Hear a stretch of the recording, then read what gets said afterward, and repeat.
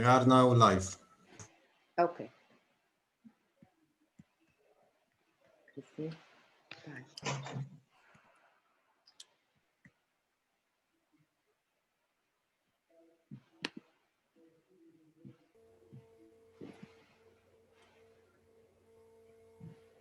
Welcome everyone to our World Diabetes Day scientific webinar entitled Diabetes Update, Tribute to Nurses. Thank you all of you for being with us. Dr. Nisreen, we're ready to hear your words. Good evening, everyone.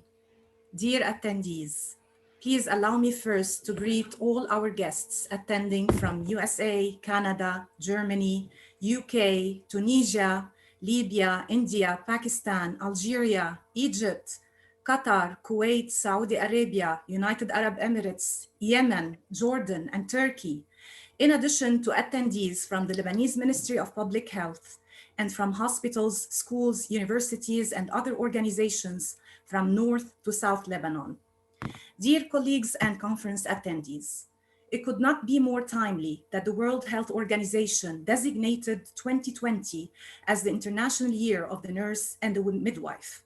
The main aim was to recognize the contributions of nurses to the health and well-being of populations and highlight the challenges they often face. But then the COVID-19 pandemic happened. Nurses in 2020 were and are still on the front lines of the COVID-19 response. Many of them have lost their lives, along with physicians and other healthcare workers, to save others.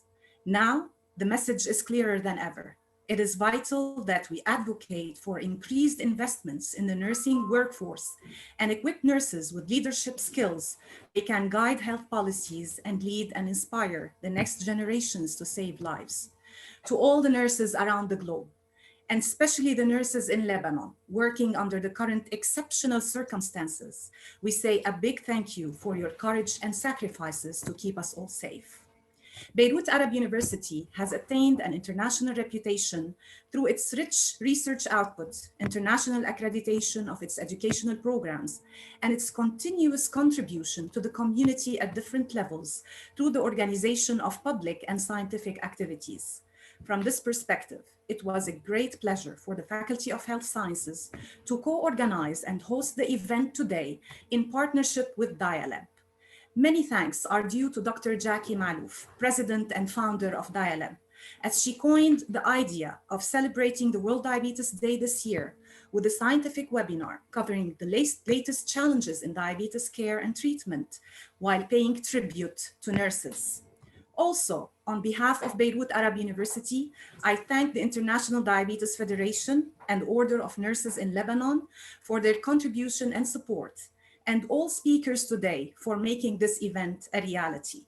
I would like also to thank the members of the Public Relations and IT departments at BAU for their valuable efforts in the preparation of the webinar. Finally, I thank the attendees for their interest in this event, and I wish you all a pleasant and informative evening. Thank you. Now I will give the lead to the President of Dialab, Dr. Jackie Malouf. Dr. Jackie? Thank you, Dr. Nisreen, for your nice words. I would love to say that a couple months back, organizing a scientific webinar for Dialab was only an optimistic idea. It took one phone call to Dr. Khalid Baghdadi, Vice President of the Beirut Arab University in Tripoli. He did not hesitate 1 second when I proposed this event. So thank you, Dr. Khalid. Thank you, Dr. Nisreen, because you were at the top of every detail, and your professionalism, dedication, and cooperation, along with all the team at BAU, made this event possible. Big thanks to IDF President, Professor Andrew Bolton, our keynote speaker. I know how busy you are. Thank you for giving us this time. Thank you to IDF MENA Chair, Professor Jamal Belkhadir. Thank you for your permanent support. And big thanks to Dr. Mohammed Sandid, IDF MENA Chair-elect, who is also with us tonight. And I would like to mention that those countries mentioned by you, Dr. Nisreen, many of them are our colleagues and supporters from IDF MENA region. Thank you for being with us, all of you tonight. Big thanks to the Order of Nurses in Lebanon and especially to President Dr. Mirna Doumet for trusting our scientific program and granting 2 CNE credits to each registered nurse attending this webinar. To our fantastic speakers, I can't thank you enough, all of you, for being with us today, sharing your expertise. I hope our distinguished attendees will benefit to the maximum, and I would like to invite you to stay updated with Dialab's activities, and they are many, by the way, and to help us better serve the community. Remember, you are an important part of the Diabetes Network Care. Today, we are focusing on two important topics, role of nurses and insulin centenary. I would like to pay my personal tribute to every nurse out there and to all the healthcare professionals facing all the challenges in today's world in order to complete their mission. In relation to the insulin centenary, I would like to borrow and quote Professor Andrew Bolton when he said, "We should not celebrate the discovery of insulin. We need to work to make it accessible to everyone." Having myself a daughter living with type 1 diabetes, I would like to say, God bless Dr. Banting and Dr. Best, who discovered the insulin 100 years back, and everyone who have worked since then to improve it. Why? Simply because insulin is life. Allow me to share now only a few slides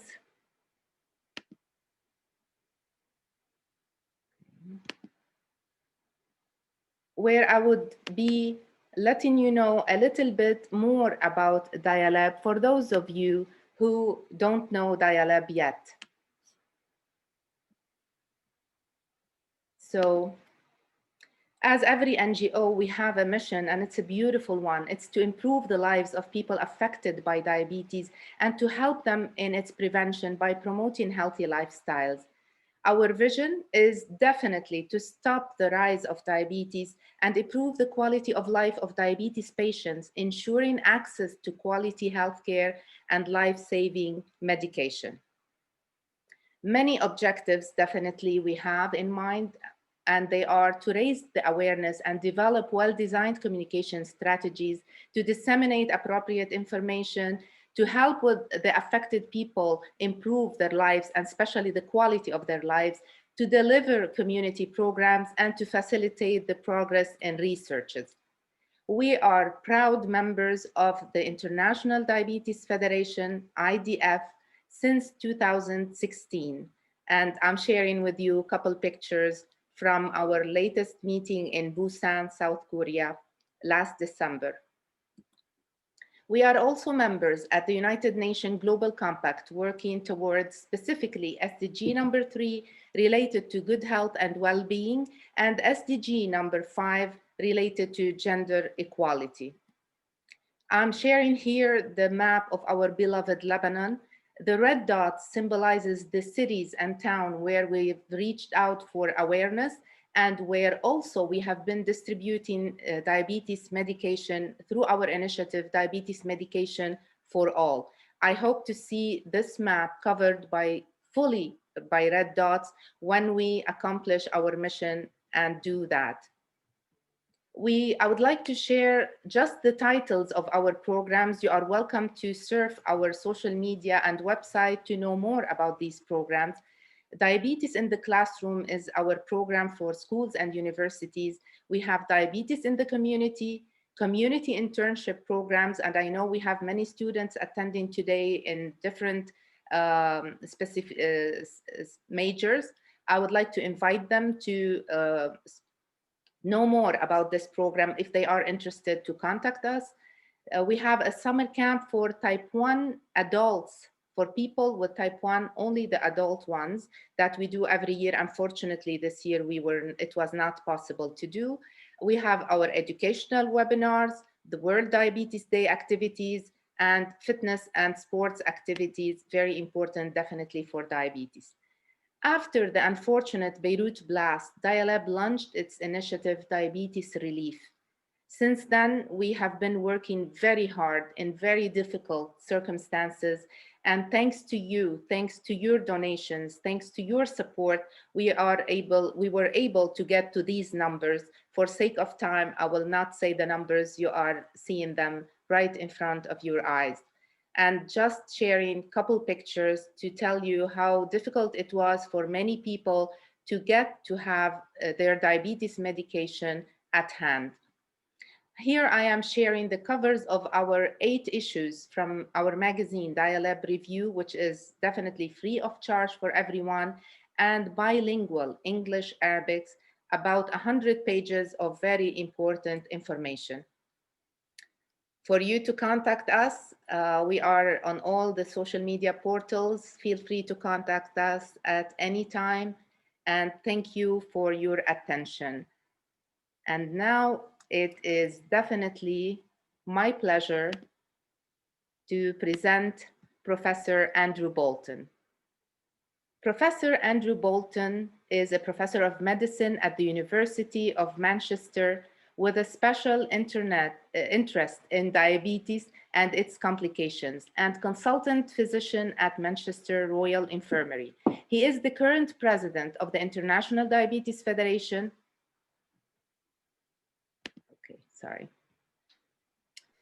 And the chairman of the European Alliance for Diabetes Research, EURADIA, since 2017.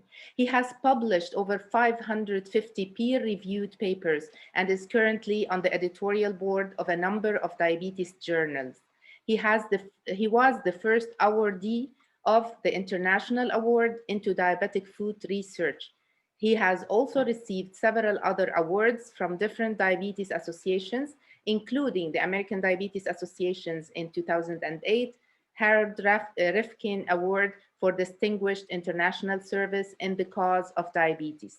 Professor Bolton is a member of several committees and professional bodies, including the British, European, and American Diabetes Associations and the Association of Physicians of Great Britain and Northern Ireland.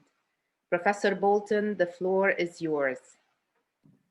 Thank you very much, Jackie, and bonsoir mes amis au Liban. But I will speak in English and not French, even though I have spoken in French before. And even to Morocco, La Maroc, il y a 10 jours. So I'm going to talk briefly about the challenges that we're facing right now. Here are some global statistics that you are, I'm sure, familiar with, and that is that we have approximately 500 million cases across the world right now. In the UK, probably 5 million people, but our good friend Abdul Basit, and the immediate past chair of MENA region of IDF, published this paper quite recently that 26.4% of adults in Pakistan have diabetes, and in many other Middle Eastern countries, as you know, it is very high. Here are the data from Abdul Basit and colleagues with Samad Shera, the late Samad Shera, who was really the father of diabetes in this region and a mentor and advisor to many of us, including me. This was a population-based study, as I said, probably more than 45 million people in Pakistan with diabetes today. Here's a slightly older study from Egypt, which was then having the 9th highest prevalence globally. It's still very high. And this reported that the prevalence of diabetes in Egypt had doubled or tripled in the last 2 decades. And the same in type 1 diabetes. The prevalence in Egypt, probably 15 to 16%. These are very high. And if you look at this map, which you'll be familiar with, which is the publication from Busan last year, just under a year ago, and you see here Middle East, North Africa, the projected rise nearly 100% in the years up till 2045. And this is going to be the second highest rise across the world, with the exception of sub-Saharan Africa. It was a former president of IDF, our friend Professor Paul Zimmet from Melbourne, Australia, that talked about the biggest epidemic in human history, diabesity. And currently it's an unrelated. underrated rather, global public health issue. We have to look out of the box, think out of the box, not just traditional risk factors. What about maternal and child health? So we have a war. We have a war on against diabetes. And of course, in any war, there are going to be battles which we're fighting. All of us are fighting on behalf of diabetes, people with diabetes across the world, local, national, regional, and global. So far, the summary is that we have an urgent global need for policies that promote the prevention, the early diagnosis, and effective management of all diabetes, but particularly type 2. And the messages for our governments across the world, wherever we are, is that we cannot afford to ignore diabetes as the human and economic costs are too great. Diabetes consumes a large amount of national healthcare budgets. In some developing countries, it's as high as 40%. And a large part of this is due to the late complications, which should be preventable. A few years ago, I was lucky enough to share the stage with Sri Narendra Modi, Prime Minister of India. And at this stage in Bangalore, he got up to an audience of more than 10,000, and he said the biggest threat to the health of India is no longer infectious diseases like malaria, tuberculosis. He said it's non-communicable diseases like diabetes.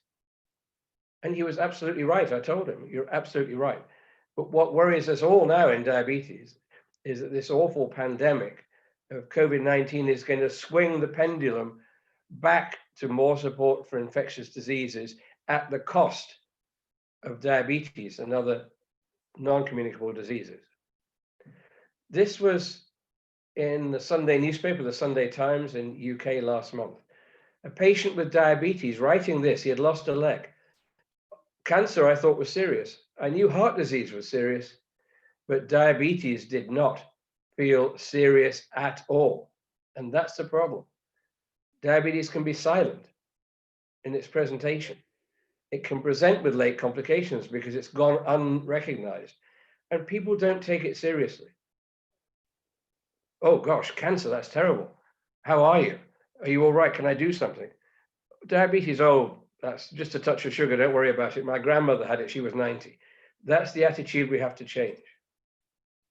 Because in its most advanced forms, diabetes is more fatal than cancer.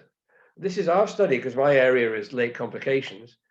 And I like to see patients early, and I've got patients in my diabetes renal clinic I've been seeing for 30 years, and I've halted progression of their renal disease, and they've still got relatively normal renal function, keeping them away from end stage like you see on this slide.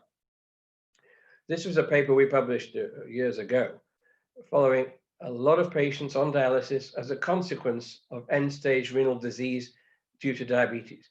The mortality is horrendous. Look at this. If patients had lost part of a limb because of diabetic foot disease and were on dialysis, 3 out of 4 were dead within 2 years.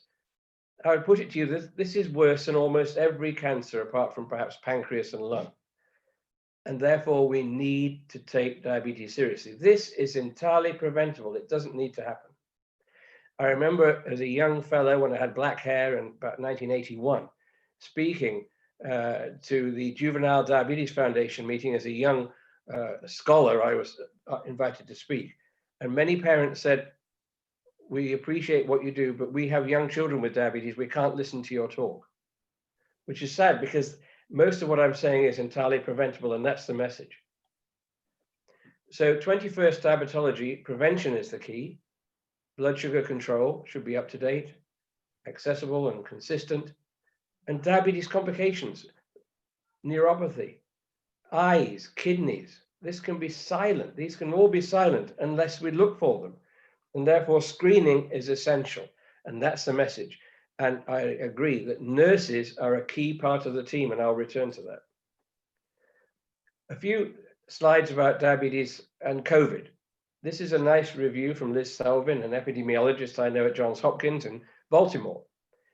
And this is looking, just published in Diabetes Care, looking at some questions about diabetes.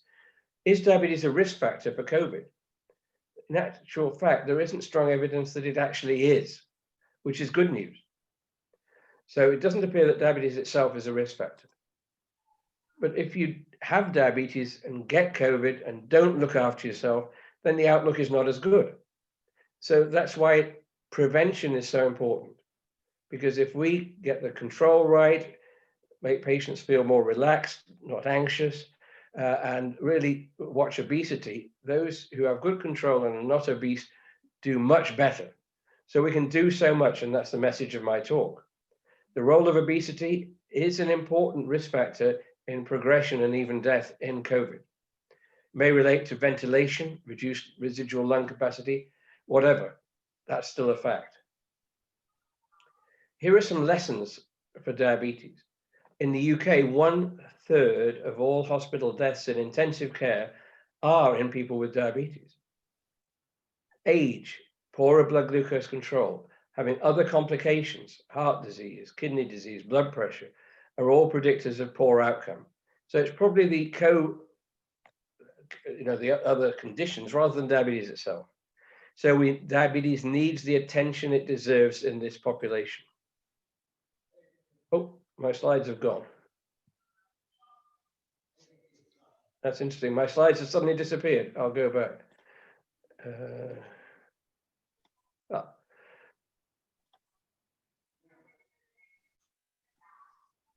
So there are real world lessons, and this is Matt Riddle, a good friend of mine, the senior editor and editor-in-chief of Diabetes Care, and we work together.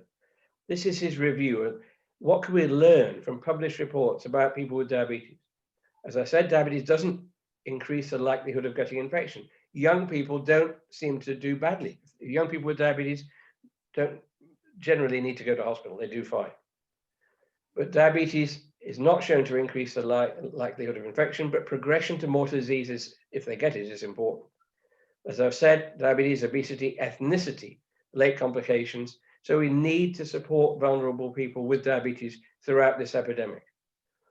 So the threats, we've asked many of our patients to shield during this. In other words, if they've had a transplant or if they're on immunosuppressive therapy or they've got other complications, they're at greater risk. So they've stayed at home. This can induce poor diet, lack of exercise, poor blood sugar control. But we mustn't underestimate the psychological impact. It's very depressing to sit at home all the time, and they become anxious. And rightly, these people are frightened of going to the hospital. In my diabetes clinic, in the hospital clinic, during this time, about half of them don't attend. So I moved my foot clinic outside of the hospital, and 100% attended. I've seen 30 patients this morning. So we are frightened that there might be a tsunami of complications after all this. But there are opportunities: telemedicine, digital education, improvement in inpatient service, and enforced service redesign. So the threats are the cancellation of routine clinics, which has happened during the lockdown. Medicines, supply chains, which I know you've been familiar with in Lebanon, especially in Syria.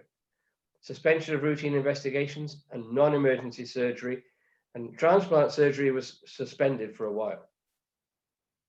So the worry is a double whammy. Clinical research is swinging back to infectious diseases, loss of income from major diabetes associations. And clinical diabetes care is suffering throughout the pandemic, and fear of hospital clinics, and rightly so, because obviously the hospitals have many patients with COVID, and people are right to be afraid, is leading to poor attendance. So we need to attend to these factors. But there are some potential solutions and good things. Collaboration between stakeholders in non-communicable diseases. We're working with WHO, with Global Coalition for Circulatory Health, Non-Communicable Diseases Association, and others. Increasing global awareness of diabetes as a serious life-threatening condition is vital. And the message to politicians, read the epidemic, should talk about the cost of diabetes. That's what makes politicians listen. Lastly, as we've said, nurses are key. And I think the nurse should be an equal partner in the diabetes team. Not when I used to go to Eastern Europe, just after the end of the Soviet times, and the nurse was the person that brought the tea and the vodka to the doctors. I took a nurse with me and she grabbed hold of the professor and took him, you go and get the tea. That's how it should be. Nurses are key. Nurses make a difference. So we have made the nurse in diabetes part of World Diabetes Year, especially World Diabetes Month right now, just as WHO have, because it's 200 years since the birth of Florence Nightingale, the founder of modern nursing. Nurses account for a large number of the global health workforce. They represent a shortage in healthcare workers. They play a key role in preventing, diagnosing, and managing. And they're often the key link between the person with diabetes and other healthcare professionals. So what I want now is a global call for action to increase awareness of diabetes as a potentially preventable and eminently treatable disorder. So I'll leave you with a book, a quotation from the Old Testament, the book of Ecclesiasticus. It says, before you speak, learn. Well, I hope that's true for me, but before you fall ill, take care of your health. And that's such an important message for people with diabetes. Look after yourself and you should do okay. Shukran, merci bien. Thank you so much, Professor Bolton, for this really interesting presentation. Thank you for your time, for all the important messages you gave us throughout this presentation. It is now my pleasure to present to you Dr. Mohammed Sandid, who is a professor of medicine and endocrinology at the Lebanese University. He holds a degree in endocrinology and diabetology from the University of Paris 6. He was the manager of the National Diabetes Program at the Ministry of Health in Lebanon. He is the president of the Lebanese Diabetes Society and a member of several societies and associations, including the Lebanese Endocrinology Society, the American Diabetes Association, the Pan-Arab Association, the Chronic Care Center in Lebanon, and others. He is also the founder and member of the Arab Association of Diabetes and Endocrinology registered in Jordan. Dr. Sandid is currently the chair-elect for the International Diabetes Federation, IDF, in the MENA region. And let me say, it is the first time Lebanon is occupying the chair seat at the IDF in the MENA region. It is sure a reason for us all to be proud. Dr. Sandid, the floor is yours. Thank you, Dr. Jackie, for your nice introduction. Dear President, Professor Bolton, dear attendees, organizer, participant, and thank you for inviting me today. In the few minutes, I will be summarizing diabetes challenges in MENA region. You see here the dramatically increasing number in diabetes. In 20 years, the number of diabetics has tripled.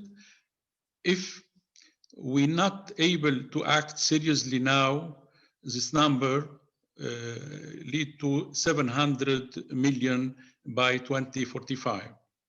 That's why we can call diabetes now as a tsunami. This is a global prevalence of diabetes. Here we will discuss in worldwide, diabetes is increased by 51%, being 463 million in 2019 and reaching 7 million as predicted in 2045. On the other hand, in MENA, diabetes will dramatically increase by 96%, being 55 million in 2019, reaching 108 million in 2045. In this slide, IDF, International Diabetes Federation, a vibrant federation, includes 230 plus members across 170 countries, divided into 7 regional offices.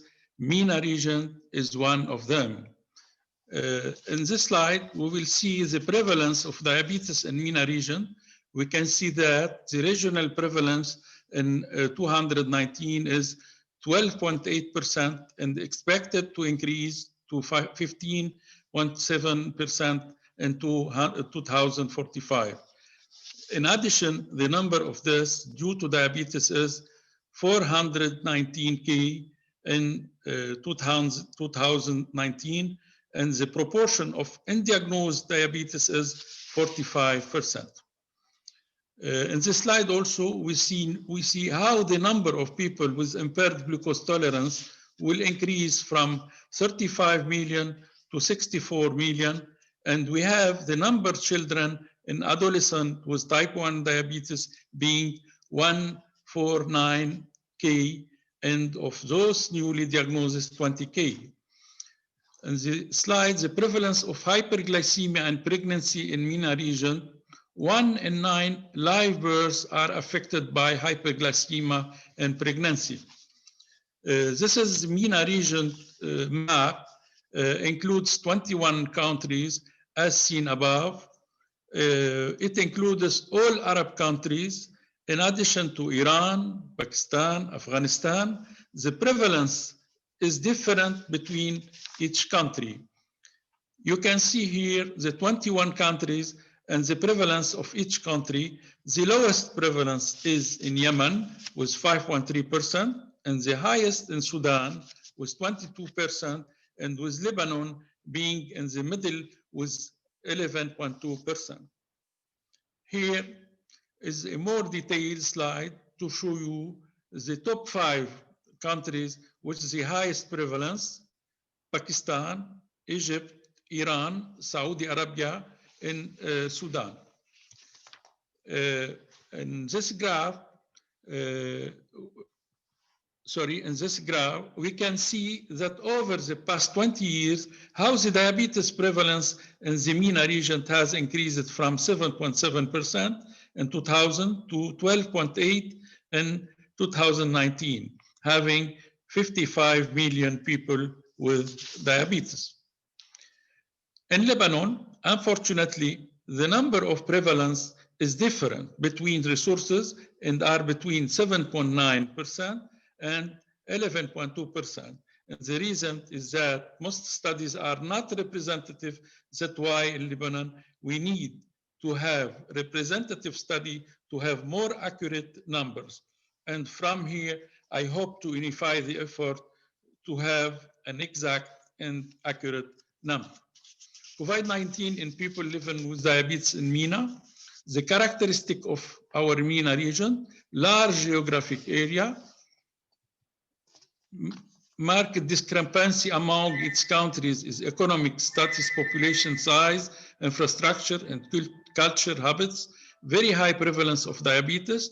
The MENA region has the biggest number of human disasters, civil wars, local conflicts, poverty, displacement, refugees, instability, and fragility.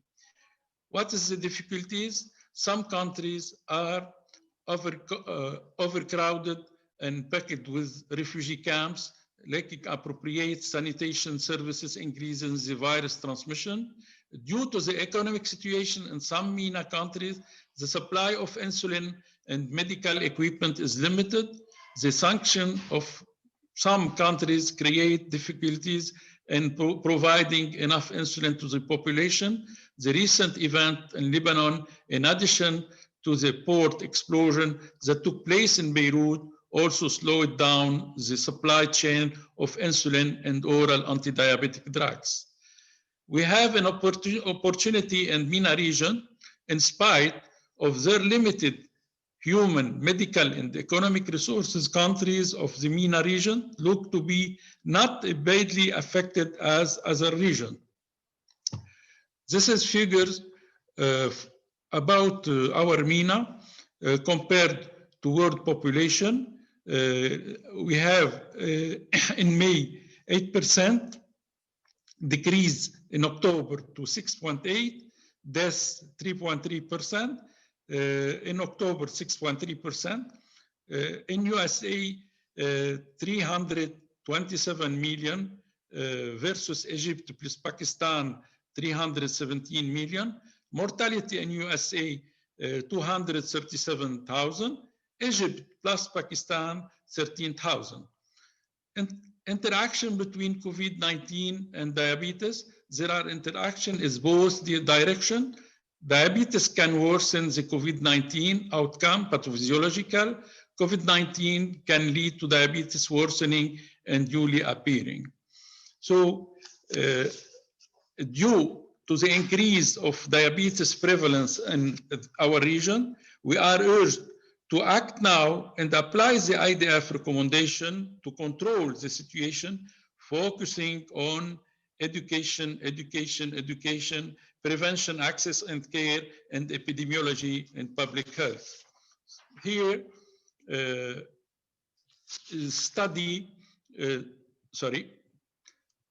here, the results of one of studies in some countries in MENA showed that 30% of diabetic patients had never received any diabetes education.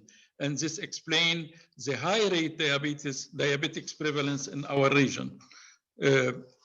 On the occasion of the World Diabetes Day, slogan "Nurses Make the Difference," I want to congratulate the nurses body for the wonderful role they play in these difficult circumstances. It is imperative to mention the effort made by the MENA members, especially the diligent work of the committees to implement practical steps that reduce the burden of diabetes in our region.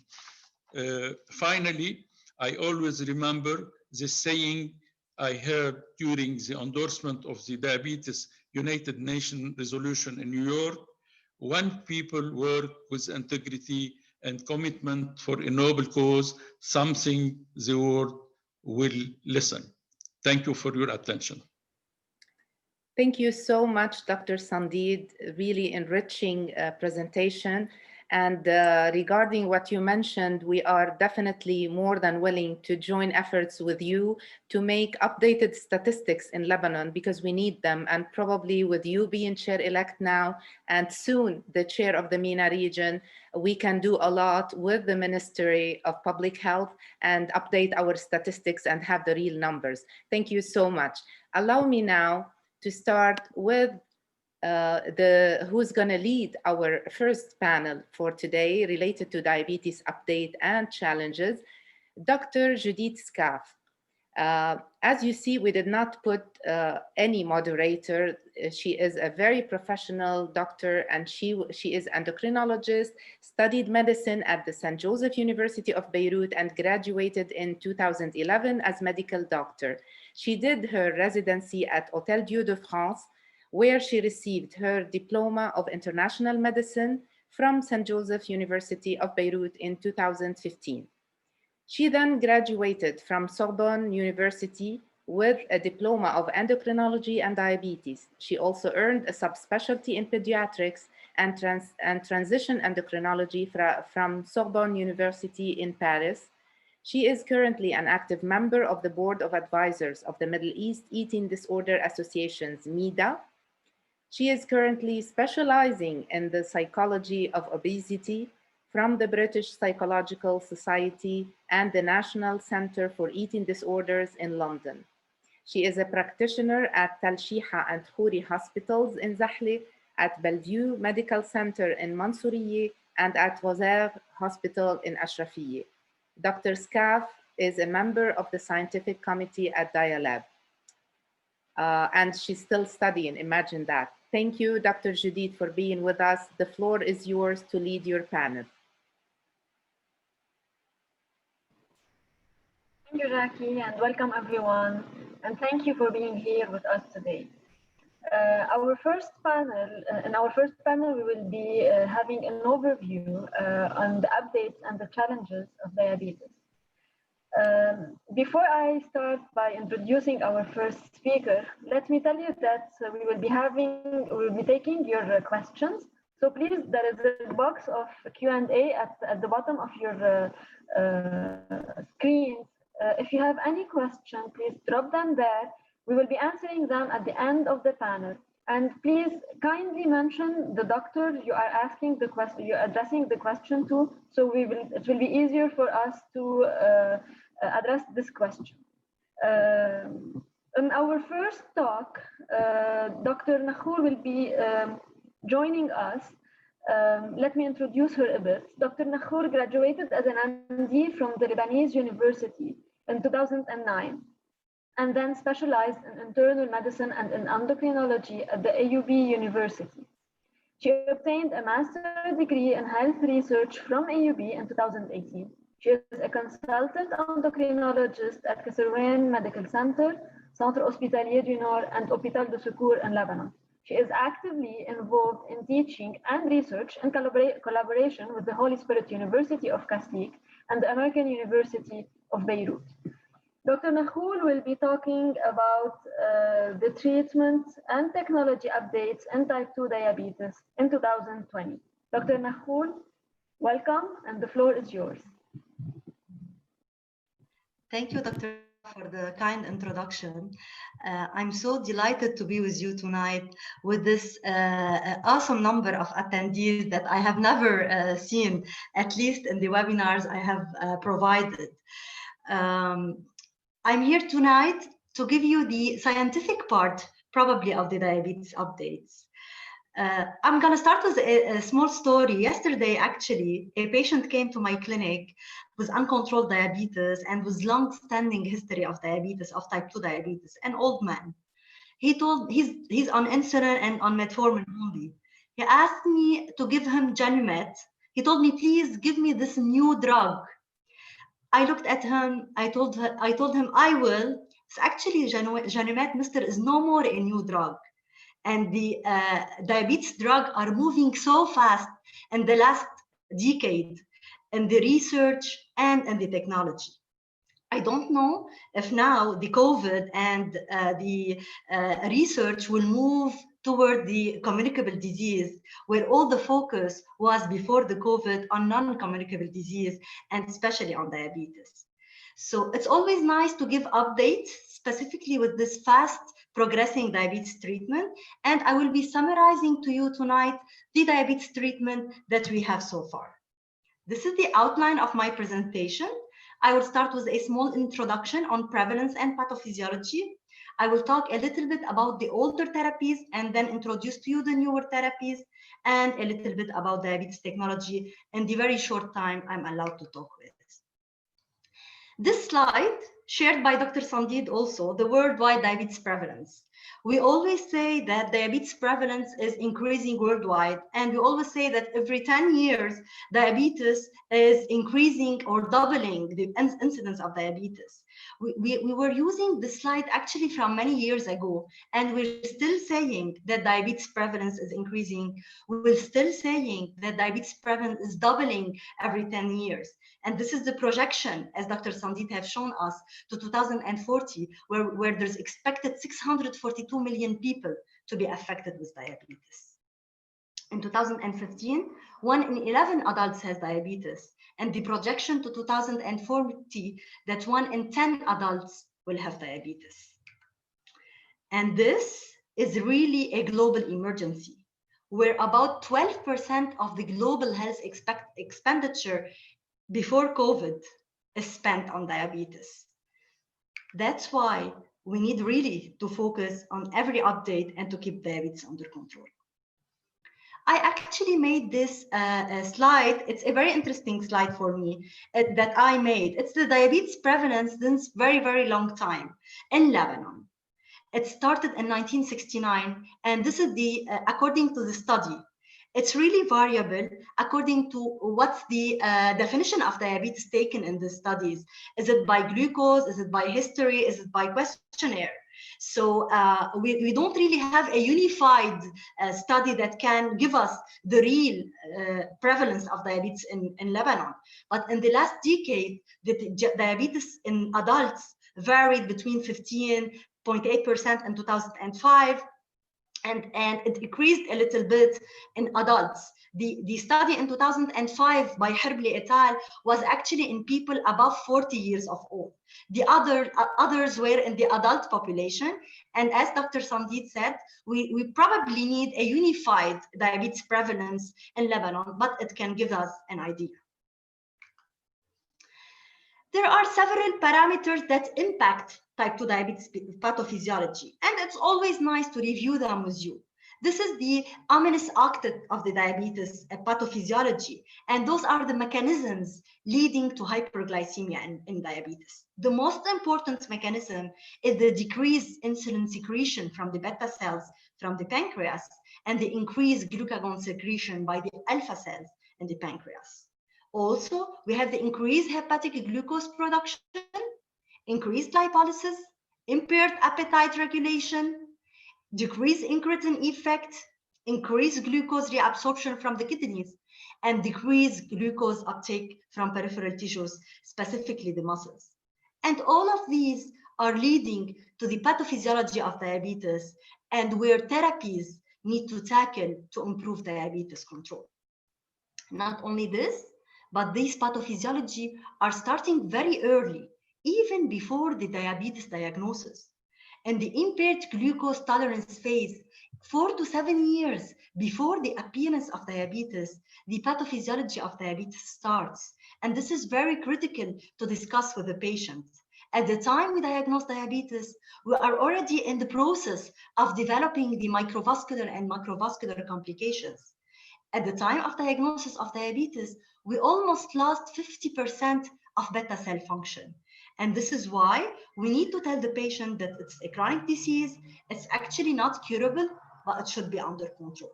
And I'm gonna summarize to you all the treatments to bring type 2 diabetes to control that are available nowadays.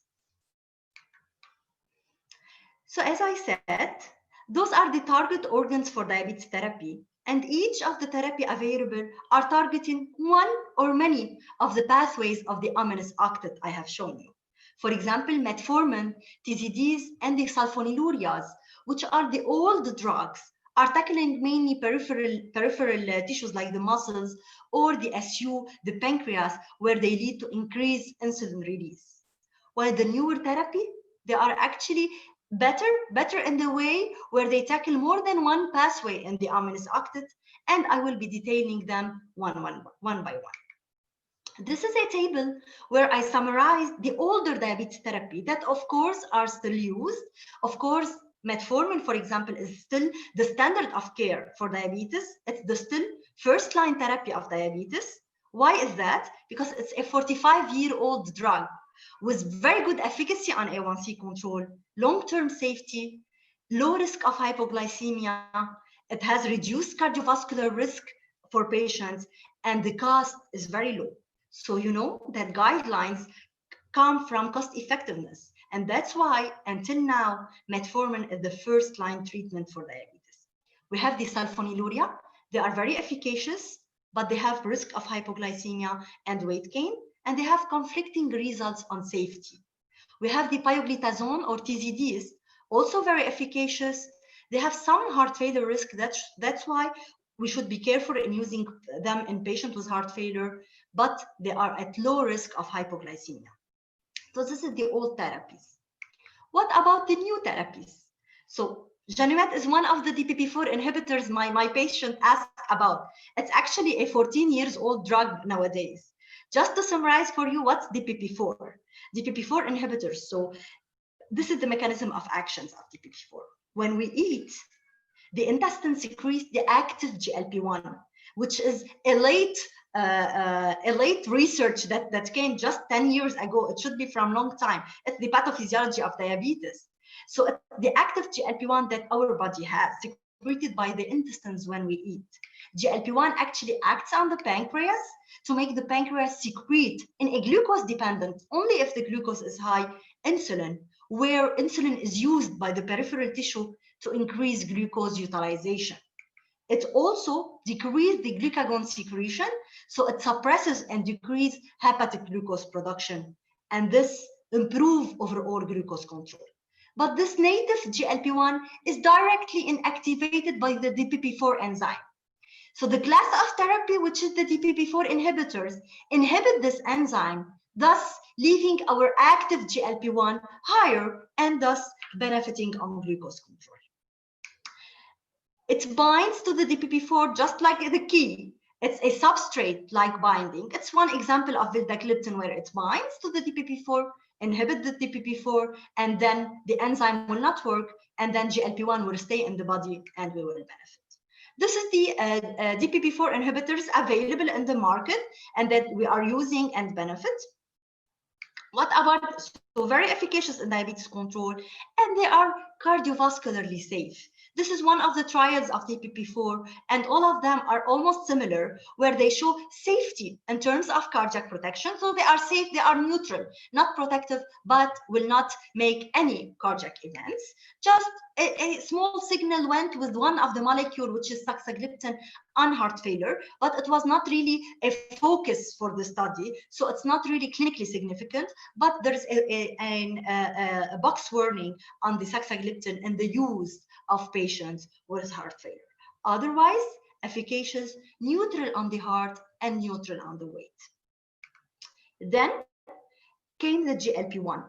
GLP-1 is the mimicker of our native GLP-1. Those are the agonists. So this is the same, but the GLP-1 are just mimicking our active GLP-1, and they are very efficacious. Actually, they tackle many of the ominous octet pathways by, in the pancreas, increasing beta cell function, at the liver, decreasing hepatic glucose production, decreased lipotoxicity, and the brain, decrease body weight, decrease food intake, increase satiety, and many others. And that's why this is a family with very good efficacy. We have many available.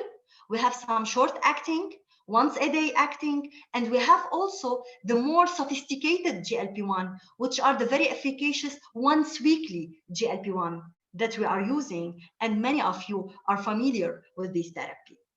What are the benefits? They actually are very efficacious, as I said, efficacy on diabetes control, even compared to insulin. They are very efficacious on weight loss, and up to 2 to 6 kilogram weight loss in the study, variable according to the study and the type of GLP-1. And actually, and the surprise was that they have cardiovascular benefits, not only safe, but also benefit mainly in MACE, major cardiovascular event reduction. The last one of the newer therapy are the SGLT2 inhibitors. The SGLT2 inhibitors, they inhibit the SGLT2, the sodium glucose transporter, and thus they decrease glucose reabsorption, and glucose is excreted in the urine. And in this way, we get rid of the glucose in the urine. Very efficacious, very new family to the market. It's actually the newest. Those are the names available. And also they have cardiovascular safety trials. So in addition to efficacy on diabetes control, they have cardiovascular benefits. But also, and because we're losing calories in the urine, they lead to some weight loss, less than the GLP-1, but also we need this weight loss in our type 2 diabetes patient. So they are very efficacious. And the other surprise was that this family have heart failure protection. And I summarized for you. I don't want you to go into the details, but if you can see, those are the three, and we have a new study on this family of SGLT2. And if you see the last line, you can see that there are robust reduction with this family in hospitalization from heart failure. And this will lead to the use of these patients in diabetics with heart failure. And even nowadays, using those families even in patients with heart failure and without diabetes. And this is because of those studies that get to this beautiful surprise. They have some side effects, actually. I don't want to go into details, but mainly because they excrete in urine, they excrete the glucose, they can get some genital tract infection that are bothering, and some UTIs. And we need to be careful in this matter.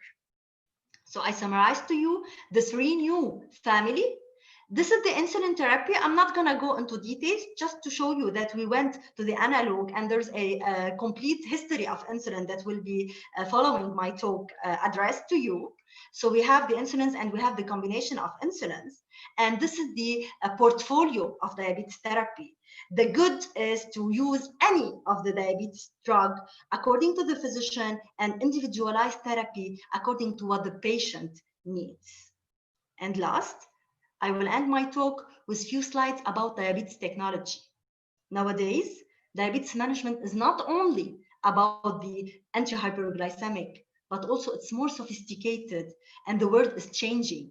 It's changing from using HbA1c as the gold standard, and it's still the gold standard of diabetes care, to using time in range for diabetes.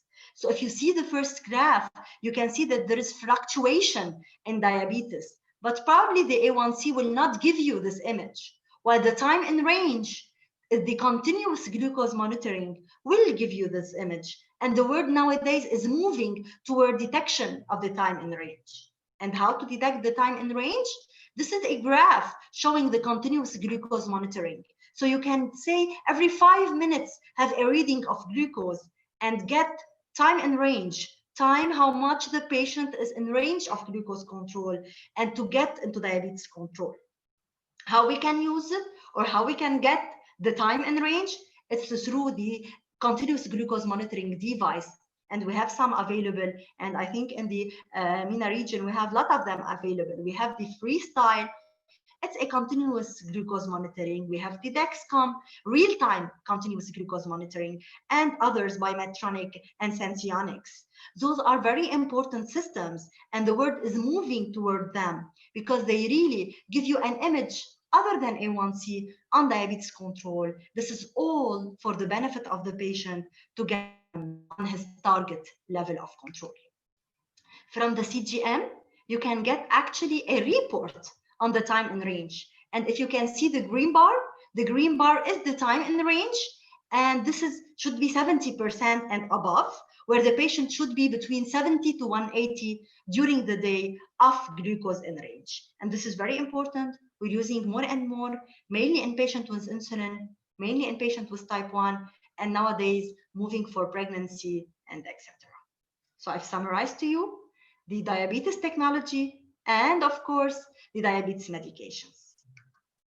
So as my take-home messages, first, diabetes therapies are in rapid evolution and we need to know about them.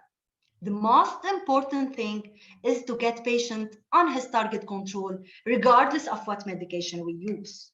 We should individualize therapy to each patient according to many factors, including age, diabetes duration, and concomitant disease. And lastly, we should use technology to lower hypoglycemia risk and to improve diabetes outcome in every diabetic patient. And thank you.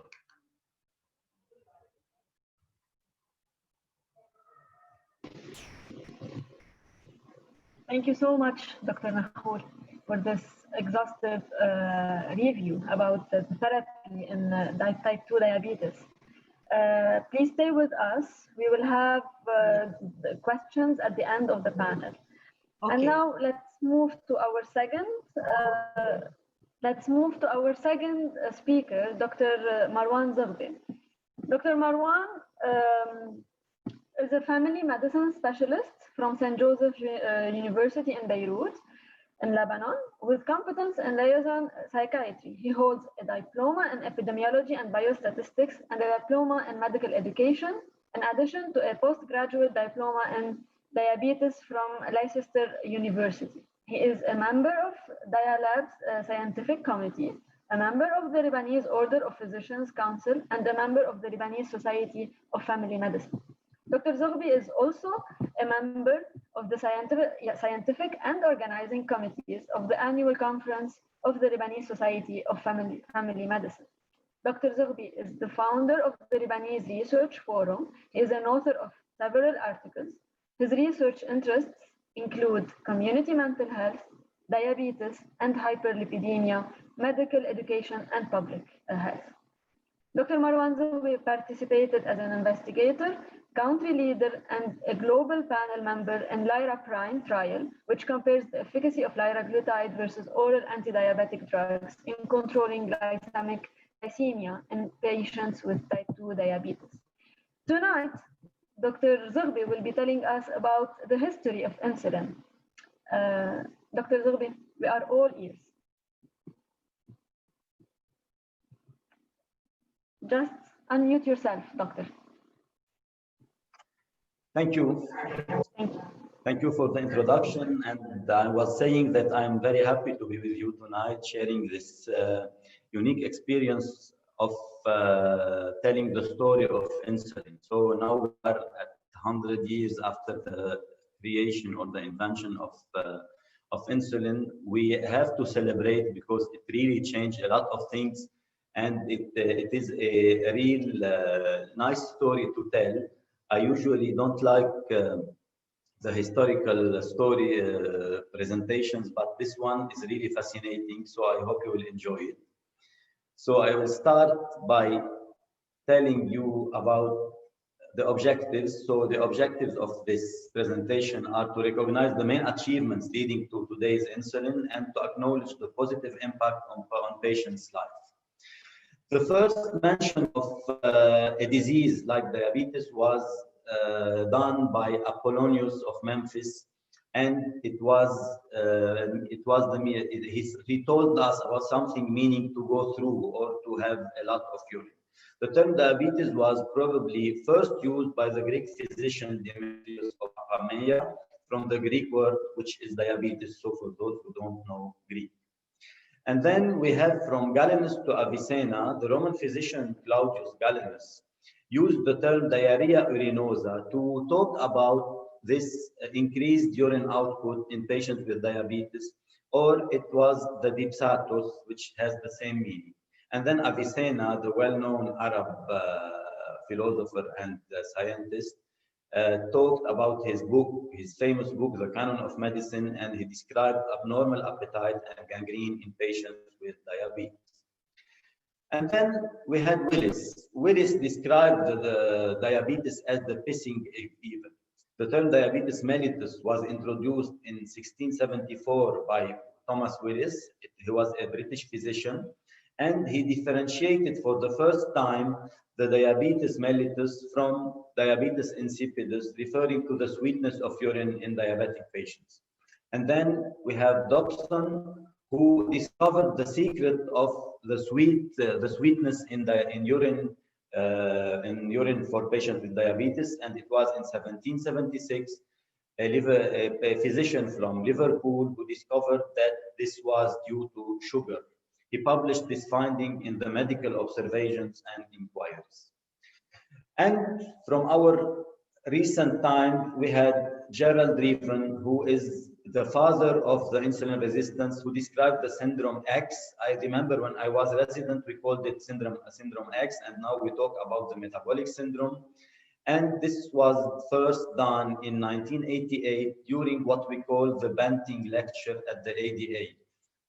I'm telling you this just to tell you a little bit of history about metabolic syndrome and how it evolved and how we discovered the resistance to insulin, and to tell you that Banting is still till today one of the famous figures in diabetes, and we have a lecture in ADA every year called the Banting lecture. So what was done in the pre-insulin era? We had a lot of efforts to control diabetes, but we had a lot of bizarre pharmacologic treatments, like the use of opium, like the use of bizarre diet habits. And sometimes we had the conviction that diabetic patients should eat extra portions for compensating their metabolic impairment. So this was before the era of insulin. And then we had this big debate through hundreds of years on how to treat patients with diabetes with diet. So in 1706, John Rollo had successfully treated a patient with dietary restriction. And then in 1850, a French physician called Pierre-Adolphe Piori prescribed hypercaloric diets for counteracting the urinary loss of calories. So a lot of confusion was here before insulin and before the discoveries of Banting and all the others. And then we had this famous Bouchardart. He was French, he was pharmacist and hygienist, and he considered that treating diabetes must be with dietary restriction, because he observed an improvement in patients with diabetes during the German siege of Paris in 1870. And his school, which included other doctors, became famous for advising sugar-free diets known as Bouchardart treatment. The starvation took its was more used also by others in America, like the famous Elliot Proctor Jocelyn, And Elliot Proctor-Joslin is the founder of Joslin Diabetes, which exists till today. And he was offering specialized services to diabetic patients and was a fervent advocate of severe prolonged fasting and of undernutrition to cure diabetes. So this is the history of diabetes, and then I will go to the discovery of this fascinating hormone, which is insulin.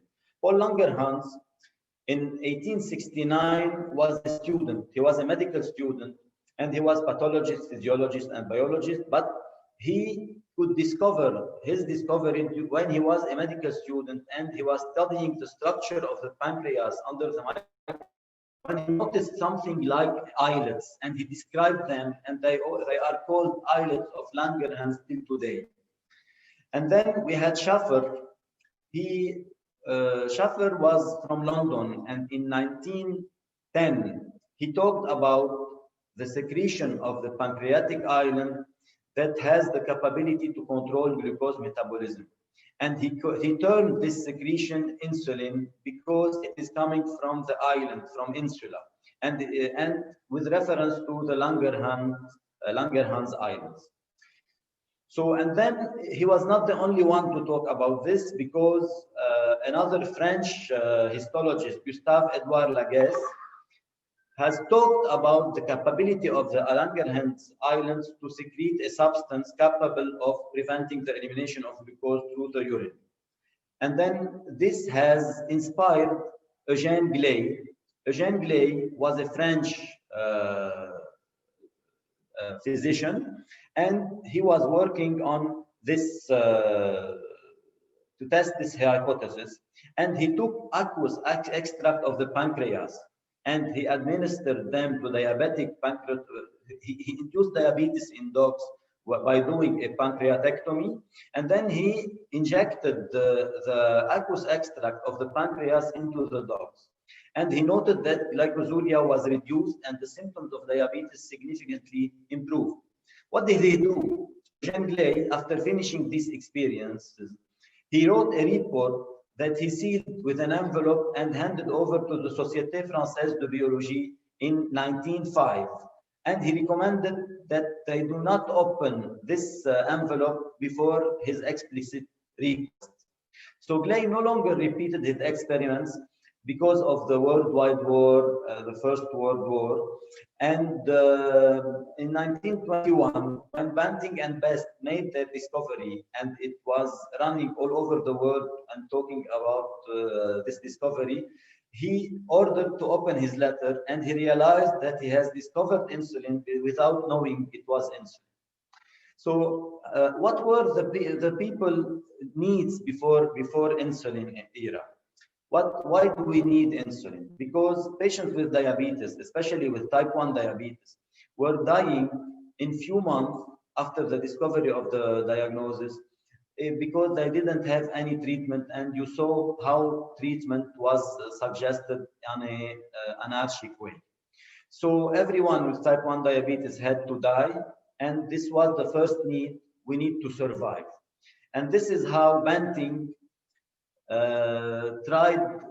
this is why Banting tried to discover what he discovered. So what did he want? Banting wanted to overcome one difficulty encountered by all scholars who wanted to separate the extract of the Langerhans Islands, because we talked about this substance, this miraculous substance that would be helpful, but we couldn't extract it from the pancreas because they couldn't separate it from the exocrine secretions of the pancreas. So Banting was a surgeon. He was an orthopedic surgeon, and he was Canadian, apparently. And his goal was to isolate the hormones secreted by the pancreatic islands. What did he do? He was reading one of Minkowski's papers, and Minkowski was one of those who talked about the secretions. And Minkowski thought that the secretions of the endocrine pancreas were made ineffective because of the activity of the exocrine pancreas on them. So he thought that they were breaking down the islet secretions, making it inefficacious when he is doing it and extracting the pancreas extract. So the idea was that the pancreas internal secretions, which regulates sugar in the bloodstream, might hold the key to the treatment of diabetes. And as a surgeon, he went into the arteries of the pancreas and he could manage to get some arteries tied and closed, and that would lead to an atrophy of most of the pancreas, of the exocrine pancreas, while leaving the islets of Langerhans intact. So this is how he thought he could get this hormone without getting the exocrine secretions. So in 1921, he traveled to Toronto to explain this idea to MacLeod. MacLeod was a professor of physiology and he was holding a laboratory in Toronto. So he was asking him if he could use his lab to test his idea, and MacLeod agreed to let Banting use his lab and supplied him with 10 dogs at first on which to experiment, and the lab assistant called Charles Best. Charles Best has another funny story I will tell you about. And then MacLeod went into his vacation, and after he came back, he saw the progress of Banting work, and Best was assisting him, and he decided to let Banting continue his research and supplied him with more dogs, a bigger lab, and pointed out the flaws in his research. And where did we get? I will tell you about Charles Best before. Charles Best was a student, and he had to share the rotation with Banting with another student called Clark Noble. So Banting required only one lab assistant, and they had to do a coin flip, and Best was chosen. He had to do the first month and then shift with his partner. But unfortunately for Noble, Banting decided to keep Best for the entire summer. And then we have the intervention of another important one who was behind the scene for most of the time. He was called James Collip. James Collip used to work with them, and he is the one who worked a lot on the purification of the insulin extract, and we will see that he had a major role in the first experimentation on insulin. So these are the discoverers of insulin: Frederick Banting, John James MacLeod, Charles Best, and James Collip. Who was the first patient to receive insulin injection? His name is Leonard Thompson. He was dying at the Toronto General Hospital, a 14-year-old patient, and the extract of Banting was so impure, so he suffered a severe allergic reactions and abscess, and further injections were cancelled at the beginning.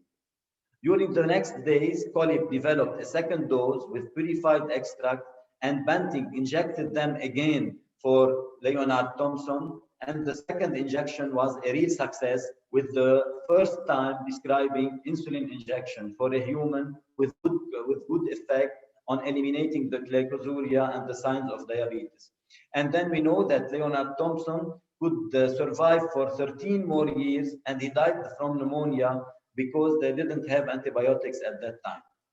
And then the experience was repeated, and then I can show you some testimonials from patients thanking Dr. Banting for giving them this miraculous hormone and curing them from diabetes. They could get active again, they could gain weight again and be active.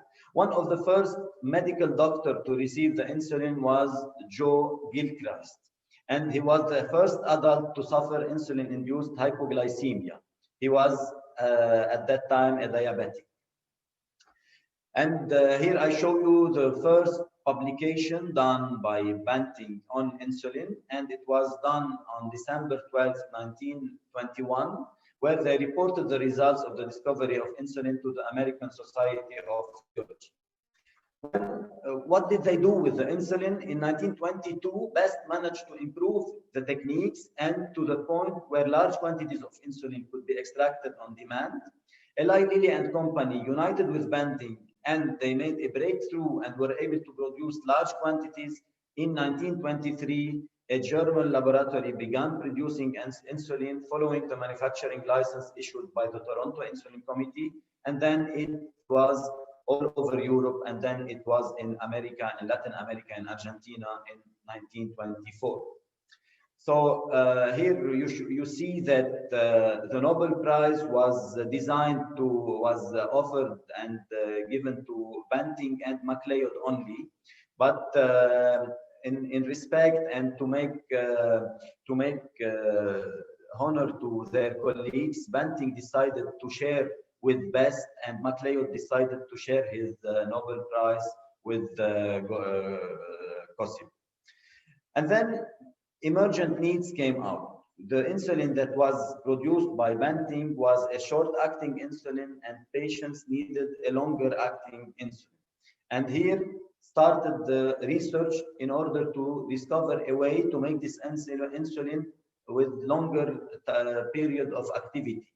And the first one who succeeded in doing this was a physician called Hans Christian Hagedorn, and who in 1923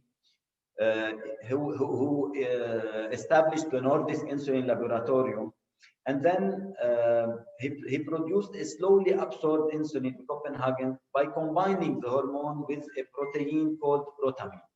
And then in 1939 in Toronto, another David Scott created insulin protamine zinco complex, whose glucose lowering effect lasted up to 48 hours. So you see, the first need was the survival to die from diabetes. Then we started having more needs and more askings from the insulin production. And then in the 50s, we had the insulin Lante, Semilante, and Ultralante were developed. In Denmark, they found a method to combine recrystallization of insulin with chromatographic procedure to produce these slow insulin. But here I repeat, they were animal insulins, they were not human insulins. You can see that they were made from beef and pork, knowing that the first experience was on dogs, but then they shifted rapidly to beef and pork production. And then we had the Nobel Prizes cascade. In 1955, Frederick Sanger could establish the sequence of bovine insulin and the exact composition in terms of amino acids. And in 64, another woman, an English biochemist called Dorothy Mary Crowfoot Hodgkin, could determine the physical structure of insulin. And using this insulin, they discovered that the problems were about allergy, because these could induce allergies. And so patients who got allergy to insulin could not benefit from the treatment.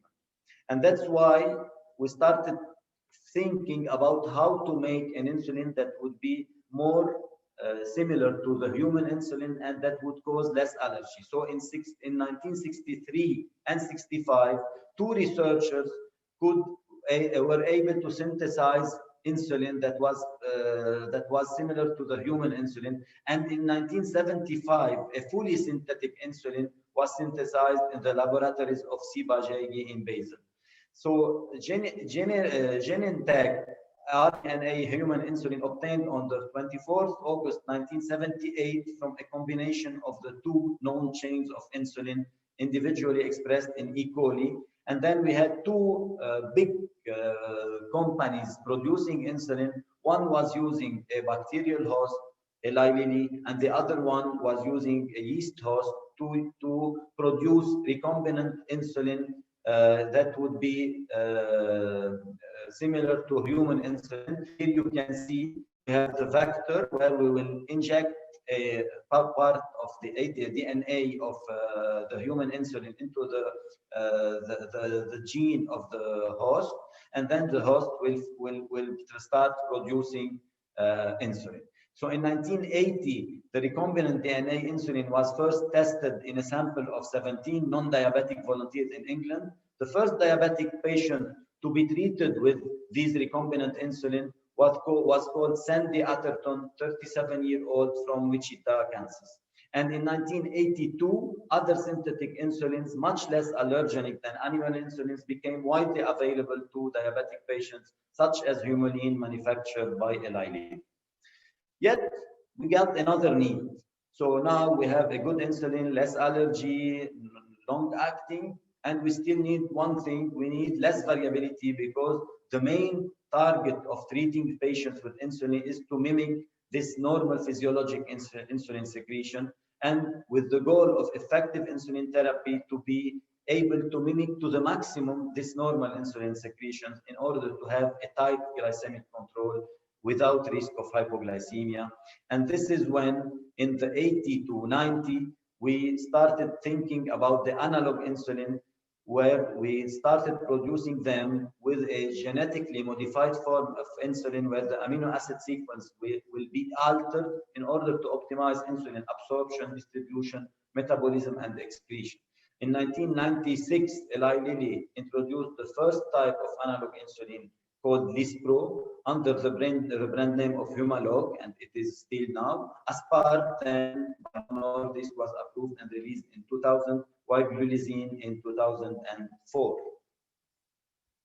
So I come here to the end of my presentation. What I want to say that from Banting's extract, which we didn't know what it was and how important it was, to today's analogs, insulin remains a medical marvel in the world of diabetes. The better is yet to come with new devices, with new possibilities and new ways of administration. We could dream about the oral insulin, which will be coming hopefully in the next years. We saw the inhaled insulin, we saw too many trials to improve this, and we hope that the better is yet to come. Thank you. Thank you so much, Dr. Zerbi, for this presentation. It's always interesting to look back at our history and the history of insulin to know how to continue from there. Again, I'm gonna remind everyone that if you have questions, don't forget to put them in the Q&A box, and we will be answering at the end of this panel. And now for our third talk for tonight, it's gonna be with Dr. Cosette Fakih. So Dr. Fakih is a lecturer and a clinical preceptor at the Lebanese American University. She is a licensed dietitian and holds an MS in human nutrition from the American University of Beirut and a PhD in health services research in dietetics from Maastricht University in the Netherlands. She started her career as a therapeutic dietitian and moved into being a dietetic training program coordinator, university instructor, and consultant dietitian. Dr. Fakih is a member of the scientific committee of at Dialab. Her research focuses on identifying effective dietary care practices in chronic diseases, particularly using mHealth tools. Her publications mainly focus on mHealth and dietetics and malnutrition practices in hospital settings. Tonight, Dr. Fakih will be talking about the nutrition therapy for adults with diabetes and what should the nurses know. Dr. Fakih, the floor is yours. Thank you. Thank you for the very kind introduction. I think there's an echo in my sound. No, I think it's fine. Okay, great. Thank you for having me this evening. And it was very interesting to listen to the speakers that just spoke before me. I'm going to try as much as possible to relate to you nutrition therapy for adults with diabetes and specifically what I think nurses should know concerning this. So I'll, as much as possible and as briefly as possible, try to relay as much information as I manage to. I'd like to start by paying a tribute to nurses by sharing this very nice article written by a patient in the British Medical Journal, the patient's journey living with diabetes. And this patient came up with a few points that he believed doctors should be aware of whenever they are dealing with people with diabetes. And last but definitely not least point was that nurses specializing in diabetes, they're approachable, they are friendly, they are helpful, they have the time to talk, and they're easy to contact to ask questions to. And that makes sense because, as you can see here, nurses manage to spend the most patient contact time as compared to other healthcare professionals. About 86% of the time, patients get to see nurses, whereas they only get to see their physician for 13% of the time, and other healthcare providers even less. So that definitely means that nurses play the biggest role when it comes to correcting misconceptions, when it comes to answering questions. And this is particular in the case of nutrition.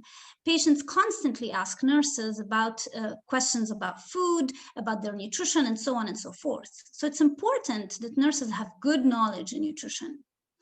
And RNs have definitely been always placed at the forefront of educating and treating patients with diabetes. In fact, according to the national standards for diabetes self-management education, specifically Standard 5, instruction for self-management should be led either by nurses or dietitian.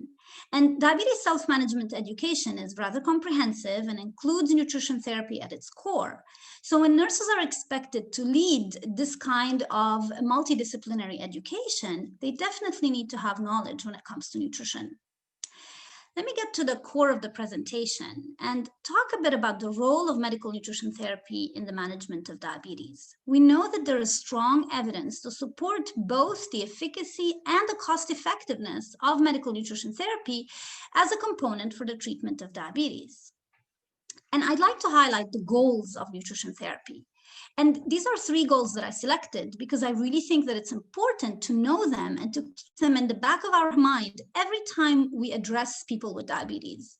1, a diet should definitely support the idea of healthy eating, a variety of the food, and the nutrient density of the food. And this is kind of what should be the case for everyone, and not just for people with diabetes, except with people with diabetes, this is a weapon that we can use to help improve all the cardiometabolic profiles and to improve HbA1c.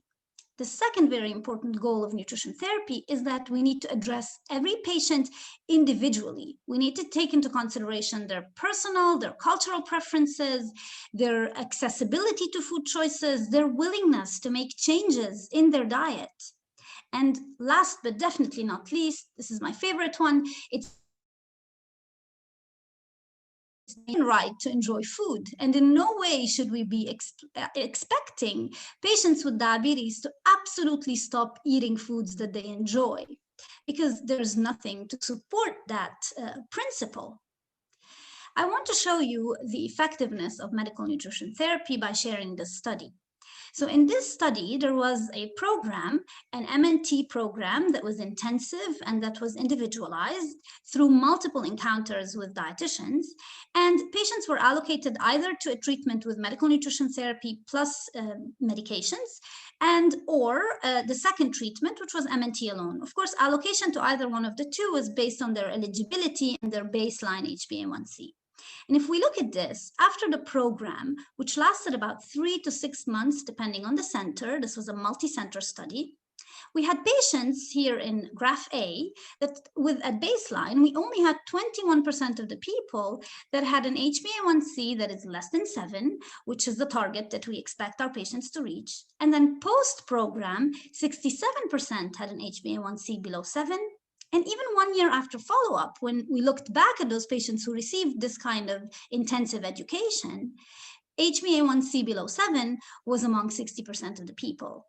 And it's very similar when we look at the MNT alone treatment arm. And we can see that although we started with a higher percentage of people with an HbA1c below 7, 93% had the target HbA1c at the end of the program. So changing dietary habits is a very powerful way of managing diabetes. But when thinking about nutrition therapy, it's important to create 2 separate mindsets. In the first mindset, we want to think about the effect of food as an immediate role player in blood sugar. So the food I eat is going to lead to a rise in blood sugar. In a second mindset, we want to think about the long-term impact of the foods that we eat on the overall outcome of people with diabetes. And as I keep talking, I really want you to keep those 2 concepts in your mind.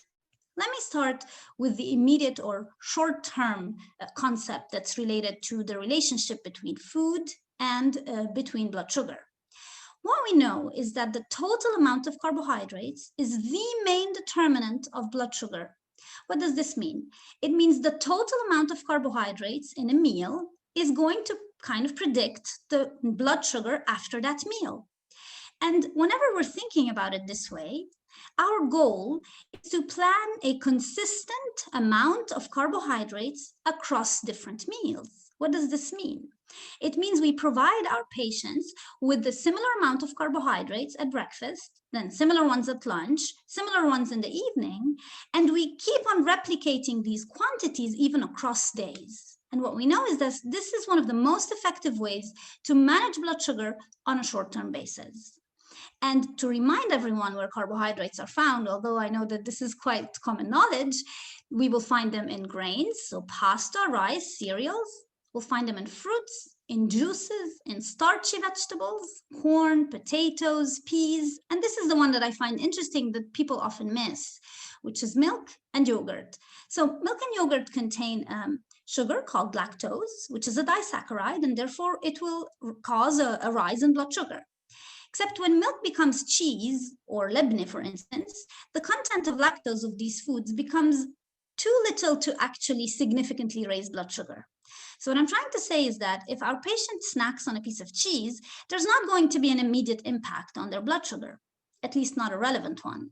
But if our patient decided to snack on a glass of milk, then there's going to be a rise in sugar that's relevant. So understanding the sources of carbohydrates in the diet are very important for us to help maintain adequate blood sugar fluctuations. The last two categories are beans and legumes. So beans like lentils, fava beans, broad beans, and so on. And the last one, which is everyone's favorite, are sweets. And we all definitely know that added sugar causes a rise in blood sugar. In no way am I trying to say that if we're saying the total amount of carbohydrate is the main determinant of blood sugar, that all carbohydrates are equal. And I will in a bit highlight this point. The quality of the carbohydrates is very important for the overall outcomes of our patients. Now let's start switching from this immediate blood sugar result as an outcome of the food that we eat to a longer term concept. What I want to highlight now are dietary patterns. Or what I mean by this is the combination of the different foods that we eat or the food groups that we consume, but that we consume today and tomorrow and after tomorrow and a week from now and so on and so forth, and probably for years. So these are really the collection of all of our dietary habits. And dietary patterns are very important for us when trying to understand both the effect on diabetes development, but at the same time on managing diabetes. I'm going to share with you a few dietary patterns and highlight some of them to show their impact on diabetes control. I'll start with the Mediterranean style, which I'm going to highlight tonight. So the Mediterranean style is at base a plant-based diet, has a lot of vegetables, a lot of beans, a lot of whole grains, that's the quality of the carbohydrates we're talking about, nuts and seeds, and a lot of fats that are plant-based in nature, so olive oil, nuts, and seeds. And this dietary pattern has been shown to both reduce the risk of diabetes, but also to help reduce the HbA1c, and among others, some additional cardiometabolic parameters. Another diet that also has a positive impact is the vegetarian or the vegan diet. To an extent or the other, this diet is either absolutely plant-based with no animal products whatsoever, and that's the vegan diet, or a bit less restrictive with some dairy products and some eggs in it. Also has been similarly shown to have good impacts on both risk of diabetes, A1C control, and LDL and HDL cholesterol. The last one are the low carbohydrate diets. Now, low carbohydrate diets are pretty popular when it comes to thinking about diabetes and diabetes control. In this dietary pattern that I'm showing here, however, the definition of low carbohydrates was used as an intake of carbohydrate that is between 26 and 45% of the total calories. Now, 45% of the total calories is actually a recommended intake for carbohydrates. So these were not low carbohydrates or very low carbohydrate diets that were restrictive enough to induce, let's say, ketosis. These were just on the lower ranges. They still allowed people to eat vegetables. They still allowed people to eat some fruits. They still allowed people to have carbohydrate sources, just that they decreased the intake to relevant amounts. And they had similar effects. Among these three that I highlighted, I want to focus more on the Mediterranean style diet. And the reason why I want to focus on it is because it resembles our eating patterns. And I am going to zoom down even further and talk about the Lebanese Mediterranean style diet. Why is the Mediterranean diet important? Well, first, because it's our cultural diet, and therefore we should always try to foster diets that are sustainable and local. But also because we know that people who consume a Mediterranean dietary pattern, so it's a long-term intake of this style of diets, their cumulative diabetes-free survival is better over a 5-year period of time as compared to a more westernized diet. And here we're looking at A and B in this graph that are the Mediterranean diet, either with extra virgin olive oil, which resembles ours, or nuts and seeds. And you can see that both A and B have a lower rate of diabetes as compared to C, which is a more westernized diet. And this Mediterranean diet is very close to home for us. So in a study that was done here in Lebanon, the authors identified 4 different dietary patterns among the Lebanese population. So they tried to understand what kinds of eating habits do Lebanese people have, and they classified them into 4 different dietary patterns. The first one, they called it the refined grains and desserts.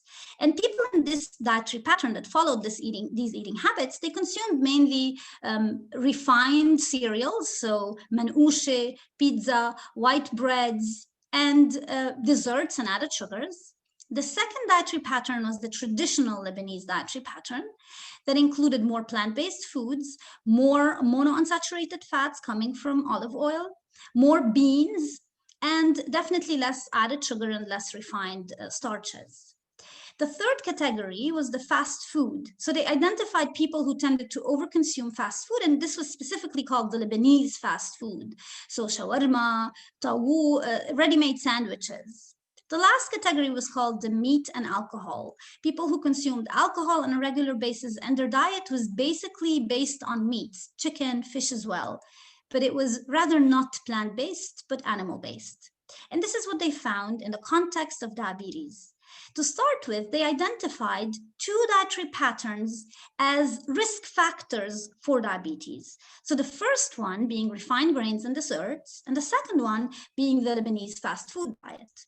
But most interestingly, they found our traditional Lebanese diet, which is Mediterranean in nature, to be indirectly associated with the odds of diabetes. And people who consume this diet or this dietary pattern, because it's a long-term lifestyle, they had lower BMIs, they had a lower waist circumference, they consumed more monounsaturated fat that mainly came from olive oil, and more dietary fibers. And this is, when we say more dietary fibers, it means more plant-based foods, definitely. And this, our traditional diet, is one of the diets that seems to have protective effects on diabetes. And I am giving the example of Lebanon, but there are many Arab countries on the Mediterranean Sea, and many of us share common, if you want, foundations when it comes to eating habits. And going back to traditional eating habits is a very good technique in helping us achieve better diabetes control, but also in preventing diabetes. Now, there are multiple patterns that work, and I started by saying individualization is the key. So we're not supposed to force everyone to switch into traditional Mediterranean style diets. We need to look at each person, and we need to try what suits this person the most. But what we know is that despite multiple dietary patterns being able to fit or work for people with diabetes, there are certain common key factors that really seem to be like the secret recipe in making the change.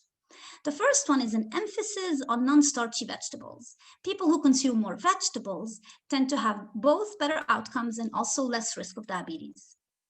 Second, it's to minimize added sugar and refined grains. And I take this opportunity to remind everyone that refined grains, as time passes more and more, should not be really considered superior to added sugar. By refined grains, I mean white bread, I mean white rice and white pasta. And these are really refined to the extent that they lose most of the fiber that they contain. And therefore, their impact on blood sugar, both immediately but also on the long term, becomes similar to that of added sugar. So piece of cake, piece of white bread, I'm not sure. We should be careful about those choices. The last one is to choose whole foods and less processed foods. The more we eat fresh, whole foods, the less likely we are to develop diabetes, but also the better we are at managing people who already suffer from diabetes. So what I want to share with you here as a wrap up is the dietary guidelines for Lebanon, food-based dietary guidelines. And these were developed for the Lebanese population. And I don't want to take too much of your time because I know that I have a time limit. And I just want to show you the 14 messages that they relay, and I added a few just to really stress on them. First, enjoying and maintaining a healthy body weight. So we're not supposed to torture ourselves to get healthy body weights. We're supposed to still find a way to enjoy intrinsically the food that we eat, the food that we prepare, and yet be able to maintain healthier body weights. An emphasis on whole grains. So we have traditional foods that are whole grains. All our bread traditionally, mar'ou, tanur, I can go on, is actually whole grain. And then we have additional things, burghul, frike. These are all naturally whole grain foods that are part of our traditional diet. More beans, more nuts and seeds, and of course, very importantly, more physical activity. But that was not part of the aim of my presentation, so I did not highlight it enough. And I want to thank you, and I open the floor to any possible questions. Thank you, Dr. Fatih, for this amazing talk. Please, Dr. Nakhoul and Dr. Zughbi, if you can join us. Yes, we have a few questions. I'm gonna start with the first question that we have, and I think it is to Dr. Nakhoul. They are asking about the current crisis in Lebanon, and if we are in shortage of medicine, whether it's insulin or oral meds. And I think the problem here is they are asking on how to deal with it.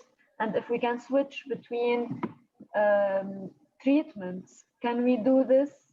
Since, as you said, Dr. Nakhoul, we have 8 pathways that diabetes is affected, and we can treat it in many ways. Can we do this? What do we do in case of shortage in Lebanon?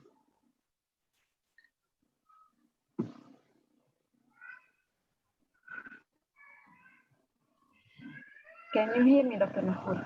Yes, I'm sorry. I probably lost the connection. So you want me to enter the question about the shortage, right? Exactly, and what to do, and if we can switch between meds, for example, that might have similar actions or actions that are complementary, or I don't know if we can do in another way, if possible. Actually, first, let me say this is really unfortunate what is happening, because specifically there is many steps for the medication to go to the patients. First the company, and then the dealer, and then the pharmacist, and then the patient per se. So there is a little bit of a problem in each of those steps, making this quote-unquote shortage. The company say there's no shortage, we have the amount enough, but actually patients are having difficulties to get the drug. First, and I have many patients, and I think you do, and many of our panelists do have patients that are stocking medications in their house. Already they have like 6 or 7 months in the house, and this is like 7 new patients that are not being able to get the drug. This is one. Second, there's a strategy, a new strategy by the dealers to limit the quantity that they give to the pharmacy, and I'm okay with that, but we don't have a system. So we don't know if the patient took his medication or no. Now, like more and more pharmacists are requiring a chronic prescription to be in the pharmacy so that the patient can get his medication from the pharmacy and not everything is over the counter. Being a little bit better, but as you said, we have a lot of generics, we have a lot of family in the same, lot of molecules in the same family, and I have shown you the many types. So within the same family, I think it's okay to switch after just a call for the physician, but we need to be very careful in switching families without the knowledge of the treating physician. And I think there's a question that goes with it, what about the costs and the economical crisis? I think this is something we cannot do much about. Unfortunately, this is how much they cost. But I think we have Dialab here, who have already helped so many patients get their medication with the help of many others. And I think if anyone has a problem, there are a lot of societies and a lot of NGOs who are dealing with this and helping people around. So I don't know if Dr. Jackie, you have any? Yes, I am here with you. Thank you, Dr. Shadid. Actually, this is exactly the reason why we did our Diabetes Medication for All initiative. And later on, after the unfortunate Beirut blast, we created the Diabetes Relief Initiative. Originally, when we started Dialab, we worked very hard. 80% of our work was awareness. We never thought to deal with medication, and we did not want that, but we were kind of forced to do that when we saw the imperative need and the people were getting desperate. And to say my opinion specifically about the shortage, because you know we have a large database of people, whether type 1 or type 2, registered with us as members. I say here the problem mainly is more for people with type 1 because they get very anxious if they do not find easily at the first pharmacy they walk into their insulin. And I've been dealing with that and trying to make them feel more comfortable, explaining to them that it's not exactly a shortage. But to be realistic, we do have a problem, whether it is the supply chain, it is the company, it is the import. No matter what reason it is, we need to make sure that our people get their insulin and diabetes medication on time. And again, this is exactly what pushed us to create those two initiatives. Thank you so much. Exactly.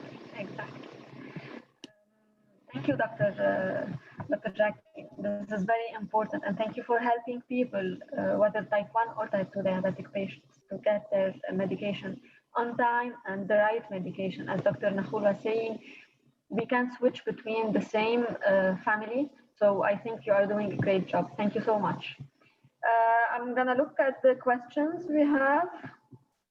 So I have a question for Dr. Fakih, asking how can we control the carbohydrate intake and timing with mixed insulin, like they said, like Ryzodec, or we can have the premixes, the normal premixes. I think this is for type 1 diabetic patients more than type 2 diabetic patients, but can you please answer if you have? Sure.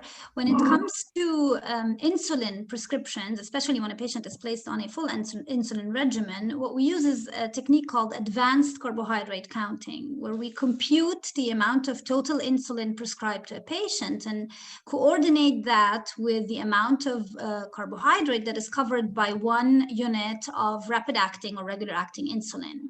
However, these formulas only guide us in providing a primary prescription. In reality, the best way to do it is to initiate the primary prescription, and then we need our patient to self-monitor.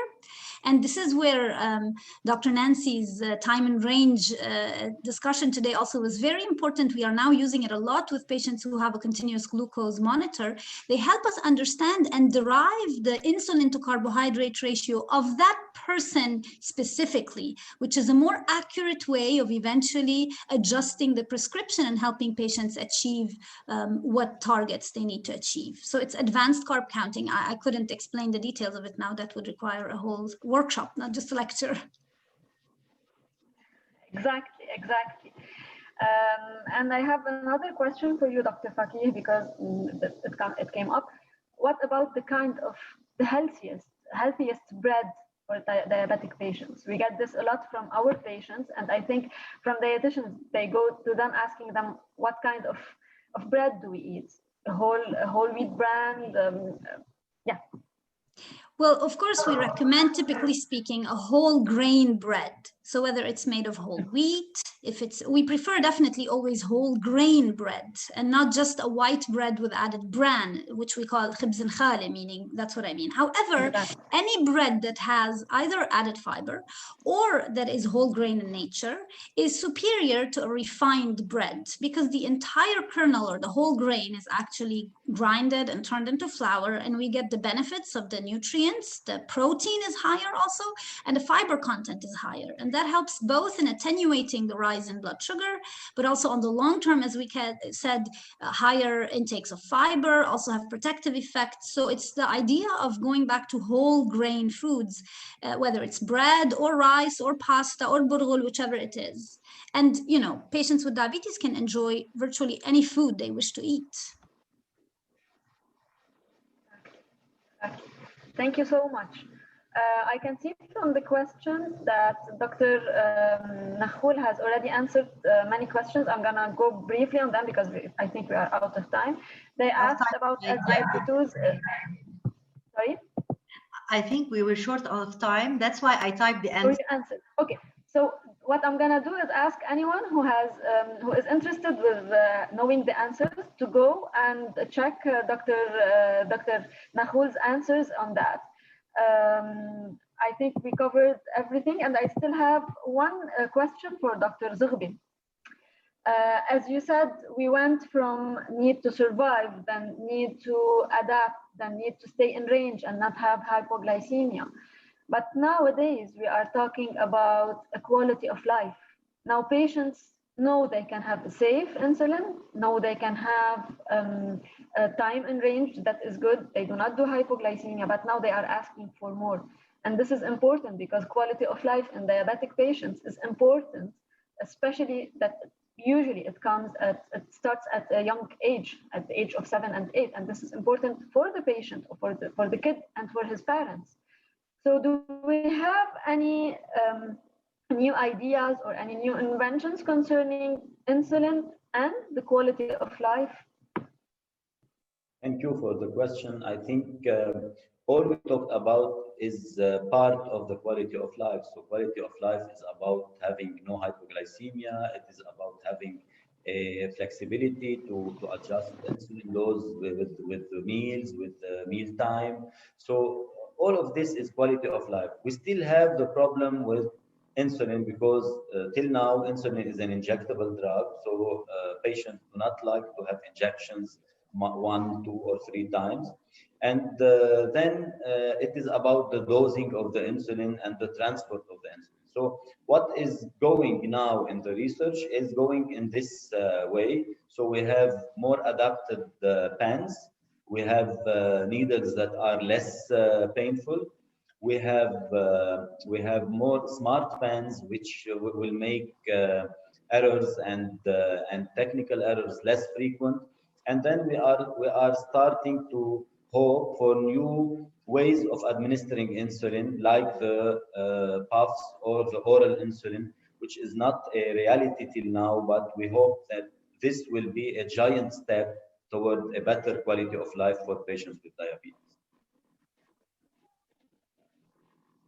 Hopefully. Thank you so much. Dr. Nakhoul, Dr. Fakih, and Dr. Zughbi, thank you so much for your time. It was very important and everything was, I think, very clear to everyone. I'm gonna give the hand to Dr. Malouf. I think we're gonna start our second panel. Yes, before that, allow me to thank you, all the speakers of our first panel. You gave us incredibly interesting presentations. And thank you, Dr. Jadid, for being an excellent moderator. I would like to call your attention, maybe you may have noticed, this is a purely educational and scientific webinar, no sponsors, no pharmaceutical companies involved. And on behalf of Dialab and BAU, we are very proud of that. And here's another mention and a big thank you to the design department and to the ID department at BAU for being up to this high level of organization without the need of an organizing company. Thank you so much. Before we give the floor to the second panel, I will take 1 minute of your time to show you a very short video. And this is on behalf of Dialab, our tribute from the heart to all the nurses and caregivers out there. And mind you, the people participating in this video are people living with diabetes, speaking of their personal experiences with their own nurses. موضوع اليوم العالمي للسكري لهالسنة بيسلط الضوء على أهمية دور الممرضين برعاية السكري. بدي أشكر الممرضة سارة يلي ساعدتني أتخطى حاجز الخوف لما عملت أول إبرة أنسولين لبنتي نور. أمي عندها السكري من النوع الثاني. شكر كتير كبير للممرض بول اللي ساعدني أهتم فيها بشكل أفضل. ما بنسى أبداً الممرض يلي علمني كيف استعمل إبرة الأنسولين. دورنا كأطباء بيتكامل مع دور الممرضين خاصة بحسن إدارة السكري. وبتذكر دايماً الممرضة يلي علمتني أفحص السكر بالدم. نعم، الممرضون يصنعون الفارق.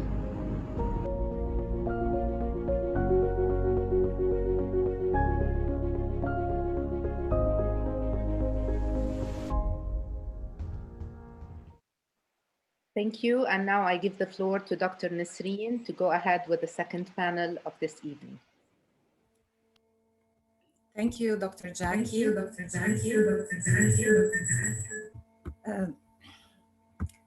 Please allow me to introduce Dr. Hala Ahmadiye. She is the moderator of the second panel. Dr. Hala Ahmadiye is a practicing endocrinologist and an assistant professor at the Faculty of Medicine, Beirut Arab University. She received her medical degree with distinction from the American University of Beirut and continued her residency training and fellowship in endocrinology at AUB.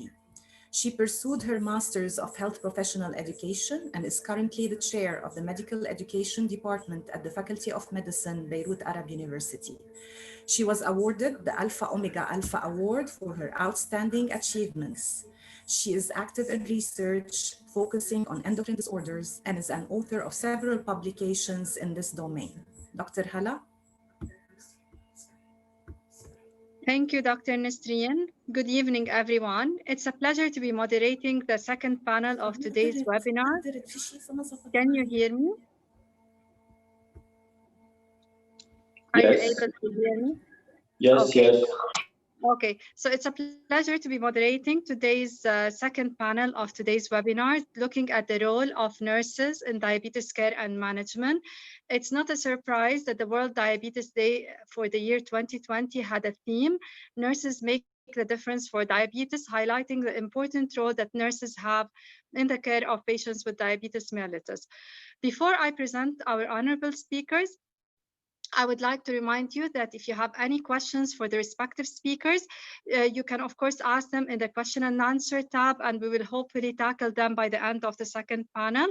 I'm now pleased to welcome our first honorable speaker, Dr. Mirna Doumet, who is a tenured founding associate professor and assistant dean at the Lebanese American University School of Nursing since 2011.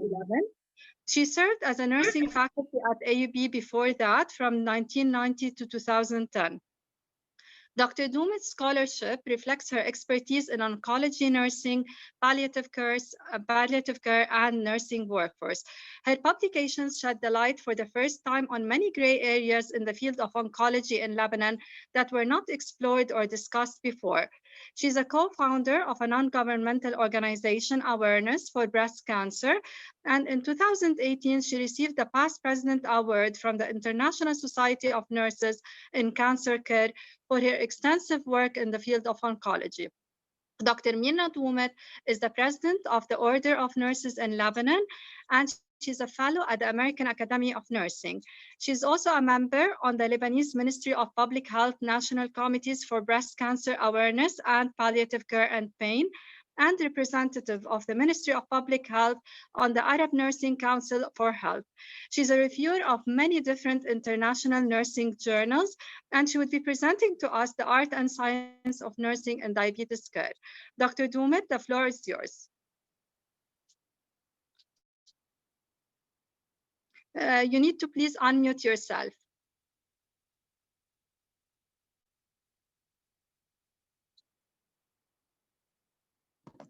Okay, good evening, good morning, or good afternoon, because I know that we have many colleagues in different continents. Before I go any further, I would like to thank the organizers for giving me the opportunity to be with you tonight.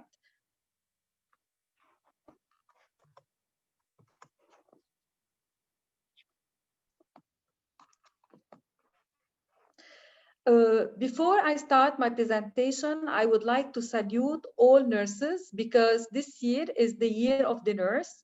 And despite the fact that it was not easy on us, but again, nurses all over the globe and mainly our superheroes, Lebanese nurses, proved again to be the frontliners and the heartbeat of the healthcare system. So thank you very much for all what you are doing to safeguard the health of the Lebanese people.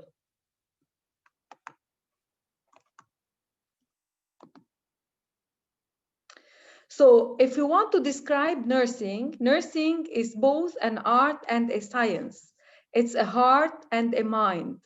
At heart lies the fundamental respect for human dignity. So as nurses, when we deal with human, with people, with patients, we deal with dignity, and we have an intuition that responds to patients' need. And of course, we don't only rely on this, but we also rely on the science, on the mind. And this is why we say that the base for nursing is the rigorous core learning. And in nursing, we have different specialties, in the different specialties, nurses develop complex skills, and each nurse in her or his specialty, they develop specific strength, passion, and expertise. And tonight, specifically, we'll be talking about diabetic nurses. So as we all know, and as our colleagues presented before, we know by now that diabetes is rising in the whole world. And the cause for this are many, mainly urbanization.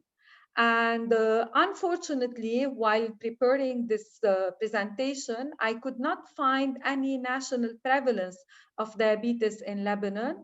And the latest numbers were related to 2009. But the International Diabetes Federation, it estimated the prevalence of diabetes in adults in Lebanon for the year 2020 to be at 12.9% for a total adult population or 4 million and a little bit more.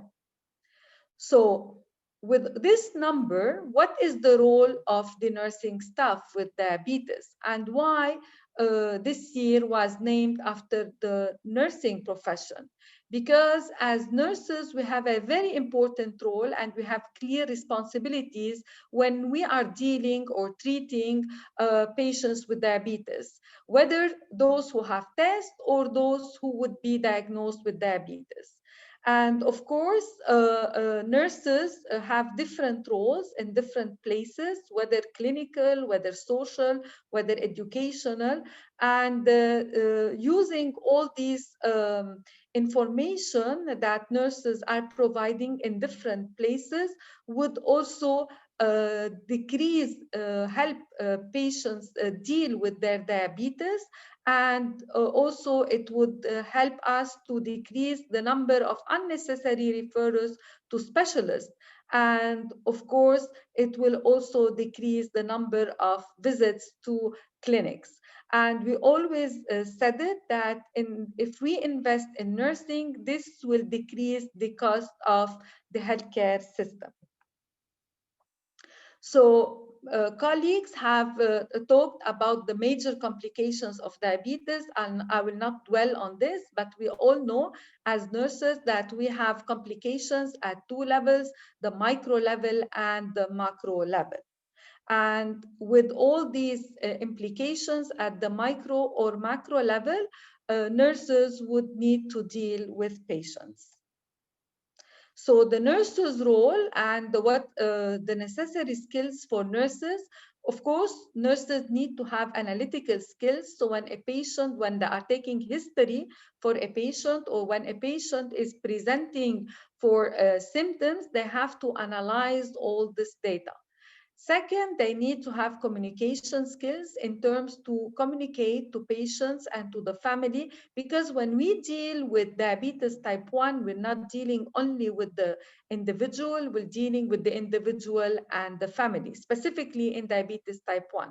And many times in diabetes type 2, also if you are dealing with the husband or with a member of the family, we have to look who is cooking at home, who is responsible for getting the grocery and all the food, because this would impact the type of food that the patient would be eating. We need to pay attention to details, because sometimes or many times patients do not reveal all information. So we have to be very keen while doing our interviews with them, while doing our assessment, physical assessment. And this means that we have to pay attention to details. Nurses need to have strong interpersonal skills, because they need to interact with several individuals, and they need mainly the patient, the family, the physician, and the dietitian, sometimes the physiotherapist, and this requires strong interpersonal skills. Of course, we need to have leadership skills in order to be able to deal with a group of people, because as nursing profession, while dealing with individuals, we follow the interprofessional practice or interprofessional clinical that is based on dealing with different individuals, while the patient is in the middle, which is we can summarize it in the patient-centered care. And in order to be able to deal with a big number of people, of course, we need to have leadership skills. And this also encompasses that nurses need to have a broad knowledge base in order to be able to have a good analytical skills, in order for them to pay attention to details, and in order to have good communication skills. So our responsibilities are many. We are responsible for patient education. We are responsible for their medications. We are responsible for their nutrition, because it's true that for nutrition, we have the dietitians, and we don't want to take the role of other professionals, colleague professionals. For the medications, we have the physicians who are responsible.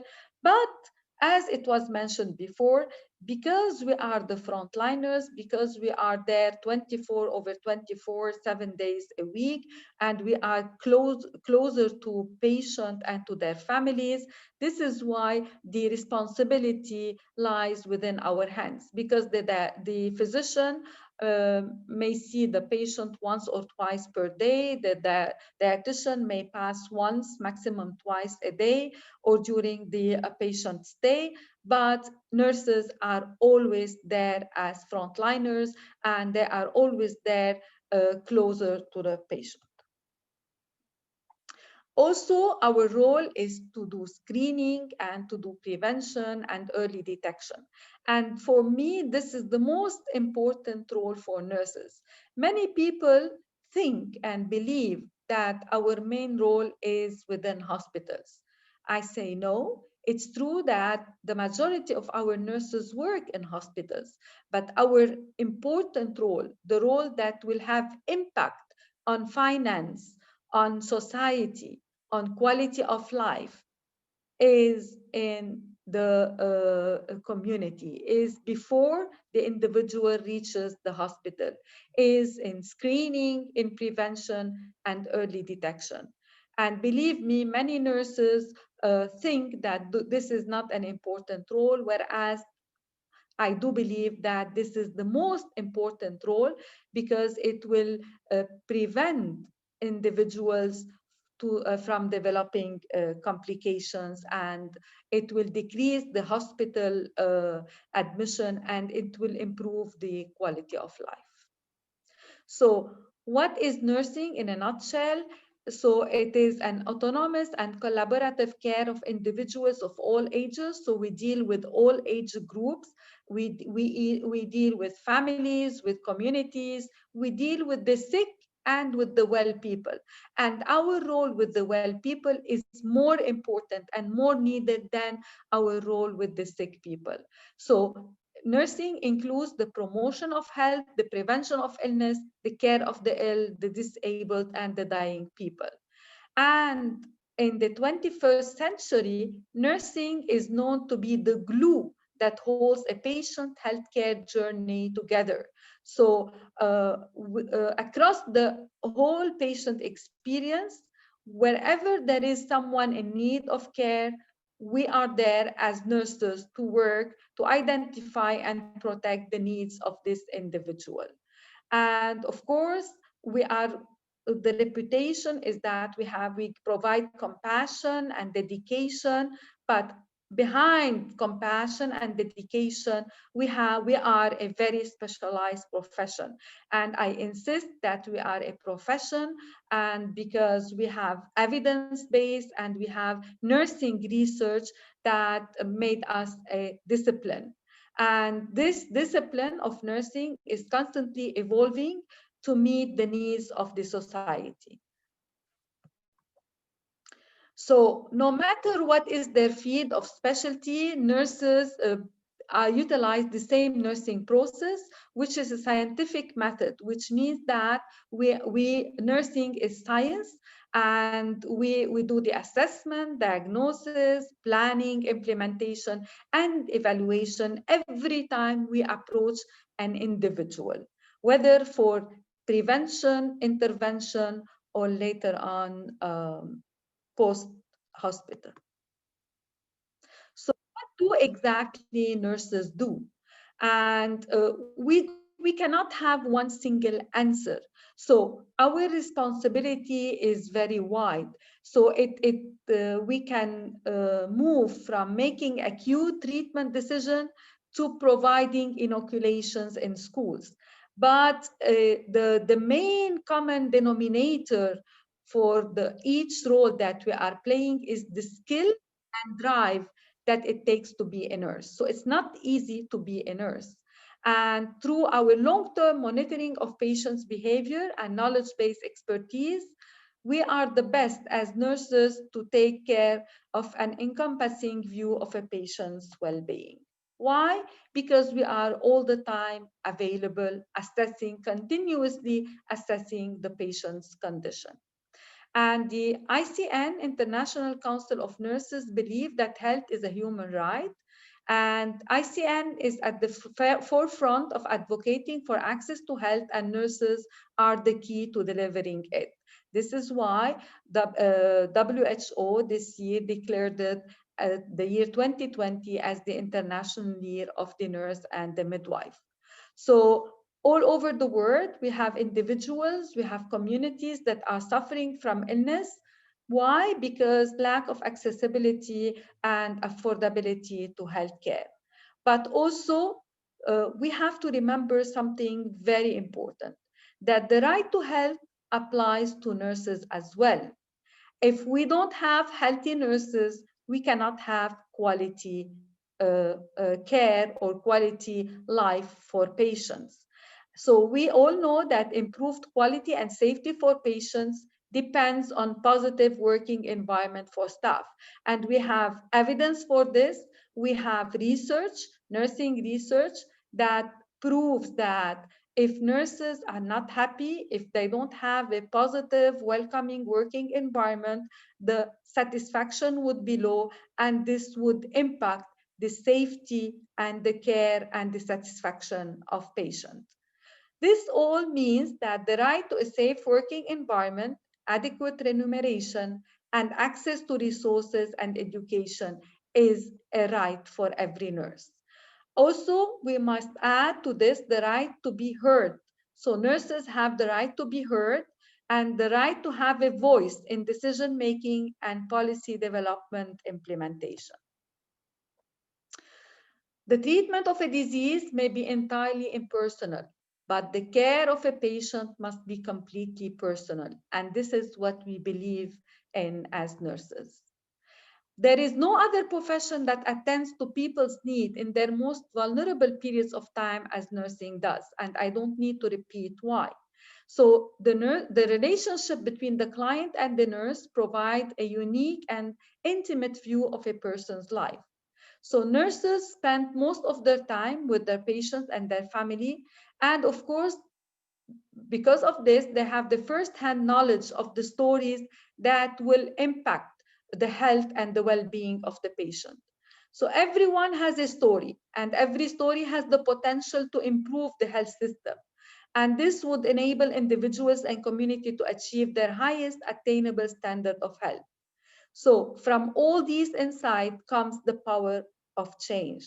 So nurses have this power of change because they have the knowledge of patient expertise and patient lived experience. So nurses, because of their unique lived experience with patients, they have a complete understanding, or must have a complete understanding of the health system, because they are aware of the strengths, of the weaknesses, and how to overcome the challenges that are posed by a broken or dysfunctional system. So with health system attempting to improve access, affordability, quality, efficiency, equity, and people-centeredness, nursing knowledge and commitment to the health and well-being of individuals needs to be effectively heard and empowered and mobilized. So for this to be a reality, nursing perspectives and opinion must be represented at the highest level of health leadership and integrated into decision-making. So nursing voice must be heard, and mechanisms need to be developed to engage with nurses at all levels to affect lasting and worthy change. And in order to make this happen, it's a duty for us as nurses to have a better understanding of the highly complex nature of policy influence and policy making. So we have rights and we have duties. So our duty is to provide care, but also we need to be immersed in policy influence and policy making if we would like our voice to be heard. So if we do not engage consumers, patients, and family members in healthcare process, we will not be effective at eliminating inequalities and improving health for all. So thank you very much, and congratulations for Dialab, for BAU, for this successful webinar. And together we can beat diabetes. Thank you, Dr. Doumet, for an outstanding presentation and for highlighting the important role that nurses play. They have a lot of role to do in diabetes care. Please stay with us towards the end so you would answer some of the questions. Now I would like to present our second speaker, Dr. Ahmed Tassi. He's a colleague of mine. He's an assistant professor at the Faculty of Health Sciences at Beirut Arab University. He's an education consultant with a wide experience in developing and providing adult education and training for healthcare professionals. Actually, he has more than 15 years of experience in healthcare delivery and training in Lebanon, United Kingdom, and in Saudi Arabia. Dr. Ahmed is a holder of bachelor degree of nursing. He got it from Lebanon, and then he got his master's degree in nursing from UK and the doctoral degree from the USA. He has sufficient experience in improving and designing electronic learning management training and educational systems. Experience with sufficient knowledge in healthcare research, evidence-based practices, managing data, and using research statistical tools, including several publications in highly ranked journals. He's also the director of the Beirut Arab University Life Support American Heart Association International Training Center. It's a MENA reference center. He would hopefully be presenting development of educational programs to improve nursing care for patients with diabetes. Dr. Ahmed, the floor is yours. Thank you, Dr. Hala. It is a pleasure to be with you all together tonight, and good evening for Dr. Bolton, Dr. Samdeed, and thank you for Jackie and Nasreen for the nice organization. I think I will be sharing my presentation right now. Okay. And I think we should also thank a lot the audience, and hopefully they were enjoying this fruitful webinar. Okay, is it clear like this? I guess so. So tonight what we're gonna be talking about is about the diabetes nursing education role in managing and improving diabetic patient care. I'll try to be short. I know everybody could be tired by the end of today's webinar, but we'll go through it. There is some facts. I'm just going to remind you with some facts about the diabetes. Diabetes continue to be in rise for sure. We spoke about that a lot tonight. Diabetes patients require a lifelong care. It's a continuous issue and is going to continue in the coming years. There are new treatments and services developing all the time. And with these treatments and services, for sure, there's needing more training and more competencies for that. There are local and global challenges in the recruitment and training of nurses to support the people with diabetes. We have seen earlier with Dr. Dumut how this is in a way or another facing the whole system. The treatment of diabetes is complex. We all know that. It is involving numerous lifestyle adaptations and require a great deal of teaching and support. When we're talking about the teaching and support, we always focus, or we mostly focus on teaching and support for the patients, but also there's the issue about teaching and support for the providers themselves. Managing patients with diabetes effectively require a great deal of time, effort, and patience. However, the nurses are there. They are the active advocates, and they always advocate for the diabetes sufferers. The patients, the nurses actually, they have this major role of playing the role of advocacy. They are there to protect the patient and to defend his needs and to protect him safely and effectively.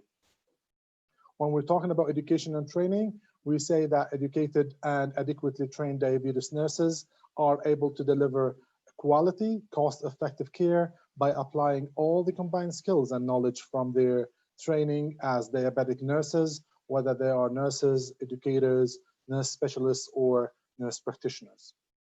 When we're talking about diabetic nurse practitioners, we say that they can serve as a role model and educators, offering professional education in diabetes care and management to their colleague in primary care that have in many countries expanded to include the diagnosis and medical management in both acute and chronic conditions.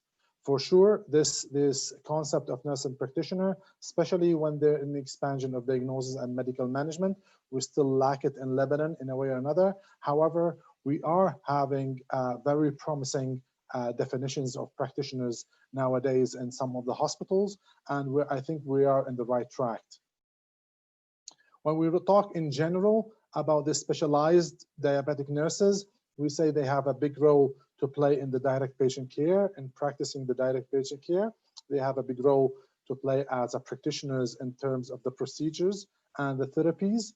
They are the educators. They are the one who are providing education for the patient and the family and the community. These nurses are the ones who play also as managers. They are managing the care, and they play a major role in leadership and for the patient and their families. They have also a researcher role. They play a major role in the quality, in doing research, and in advancing the diabetic caring and treatment itself. And for sure, they always are skilled communicators. They are professional communicators. And after all, they are the ones who should be always act as real professionals. This is the most important role for the specialist, any specialized diabetic nurse. They play a major role as a professional that play the role of a patient advocate, that knows the laws very well, and that practice ethically, confidentially, and with privacy. When we talk about these type of roles, we come to the point where who is evaluating an individual's ability to achieve the expectations stated in his or her job description. The idea here is about the competency itself. When we're talking about education and training, there's a very major important there, which is who is evaluating whether this is doing the role that he's supposed to be doing. We know in terms of the competence itself, there is a lot of things we understand about the practice itself, but for the nurses at the bedside. However, caring for the patients with the diabetes requires nurses with education skills and experience, not only in the direct care, but also we need nurses who are experienced in the required to evaluate the competence itself. So we're not only talking about the experience in dealing with the direct care, but also experience in evaluating the competencies of those carers at the bedside. When we are talking about this, that means we're talking about measuring the performance. There's a lot of models being there. Most of you probably are familiar with. There's some of the models about met, not met, about met, not met, or exceed, or competence, or proficient, and something like that. There's several models. There's in nursing, we know a lot about the Benner's model for sure. It's been there for many years. And they talk a lot about the Benner. She talks about the novice to the expert. For sure, those starts from novice, and then later on, when they start in working in the real life in the hospitals, they become advanced beginners, and later on they are independent and become competent, and then proficient and experts at some level. However, when we're talking about monitoring the performance, we're not only talking about the bedside nurse's performance.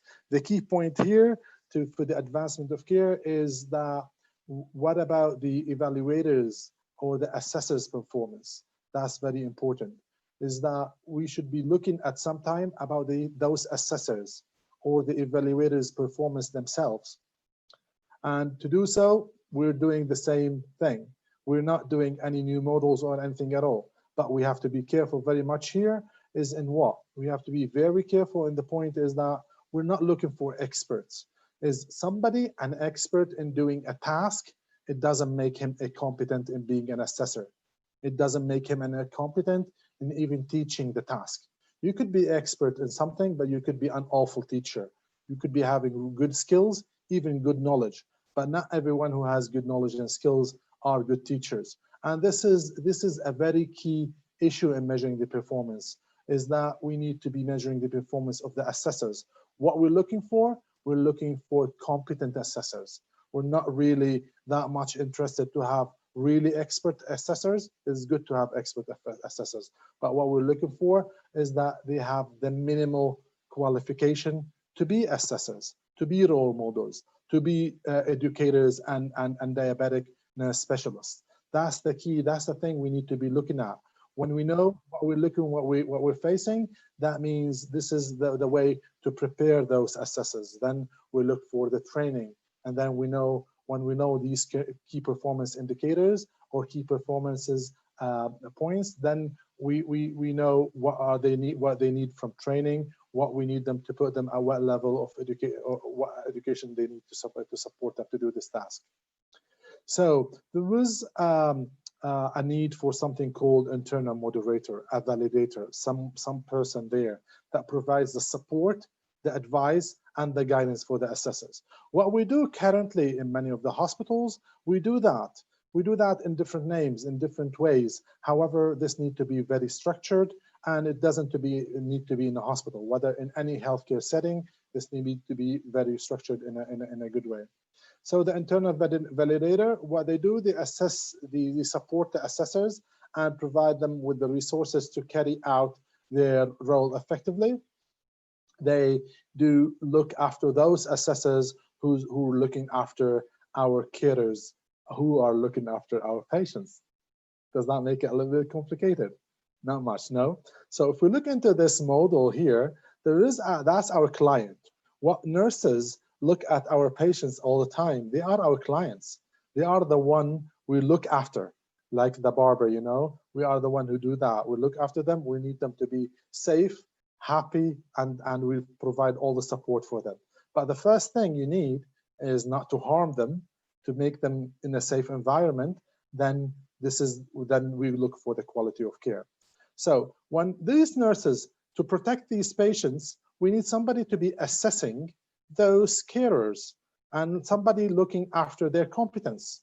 However, at one stage, we need that internal validator to be looking from behind, from far away, after those assessors and about those process, that is it going well or not? Because sometimes the assessors themselves could be unsafe in a way or another, if we can say that. And what we be doing, this is the best way, then we could be monitoring these performances in an ideal way. Okay, I'm not gonna be late with that. Let's go in short. In short, what we can say is that nurses are vital in the global fight against diabetes. This is a message we have seen today, and we would like everybody to be reminded that they are vital in the global fight. Nurses play a major role as patient advocates. They are there. Nurses are supposed to be there to defend the patient's rights, to support the patient, and to be that barrier from the harm for the patient. Those are the nurses who deal with the physicians. These are the nurses who deals with the nutritionists. They are the one who deals and overlook the laboratory findings, the imaging, and the everything to do with this patient. And that's why they are the advocates. They are there to look after the patient's interest and to be the frontliners in defending their rights, not only rights, but also their safety and making sure of the effective treatment and monitoring their effective treatment and the patient response to that. Education has always been and will remain the cornerstone for healthcare. Whether we're talking about education for the patient, education for the family, education for the community, and as we've seen earlier with Dr. Domut with the patient-centered care, as putting the patient there at the center of care. And education also we always need to remember that this education needs to be also for nurses. Education to make educational programs for nurses, for the carers themselves. We always we focus on looking after the patient, but by looking after the carers, we are really looking after the patients. We need to always remember that.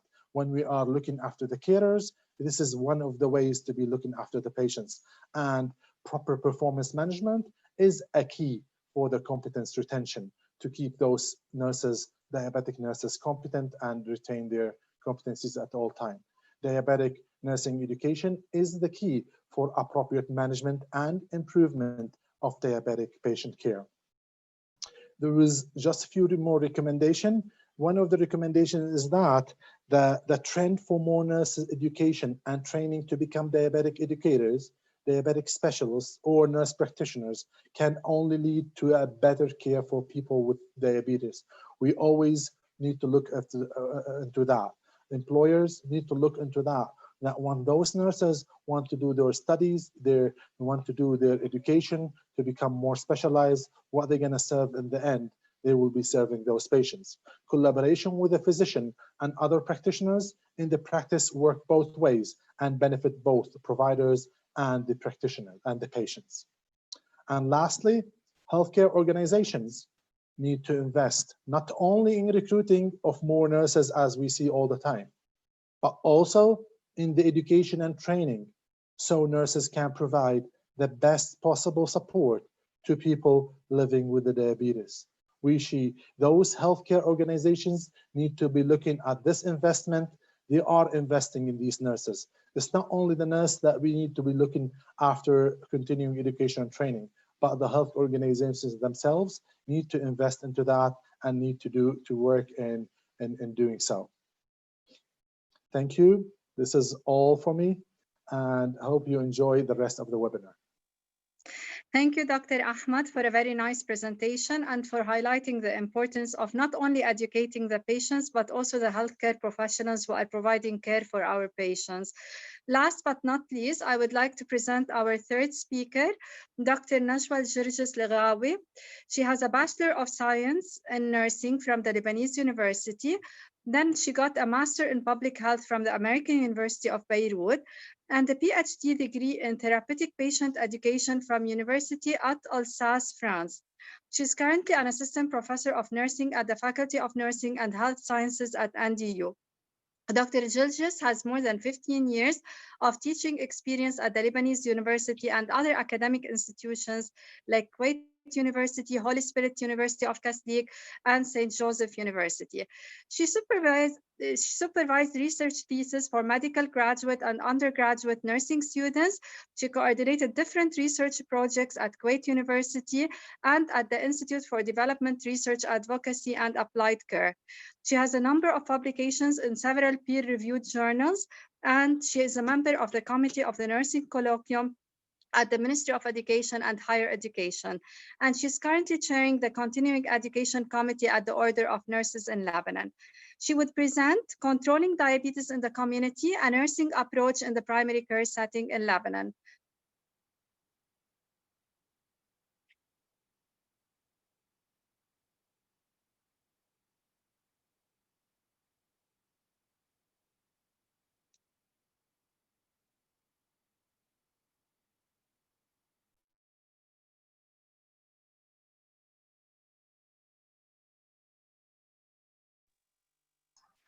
Dr. Najwa?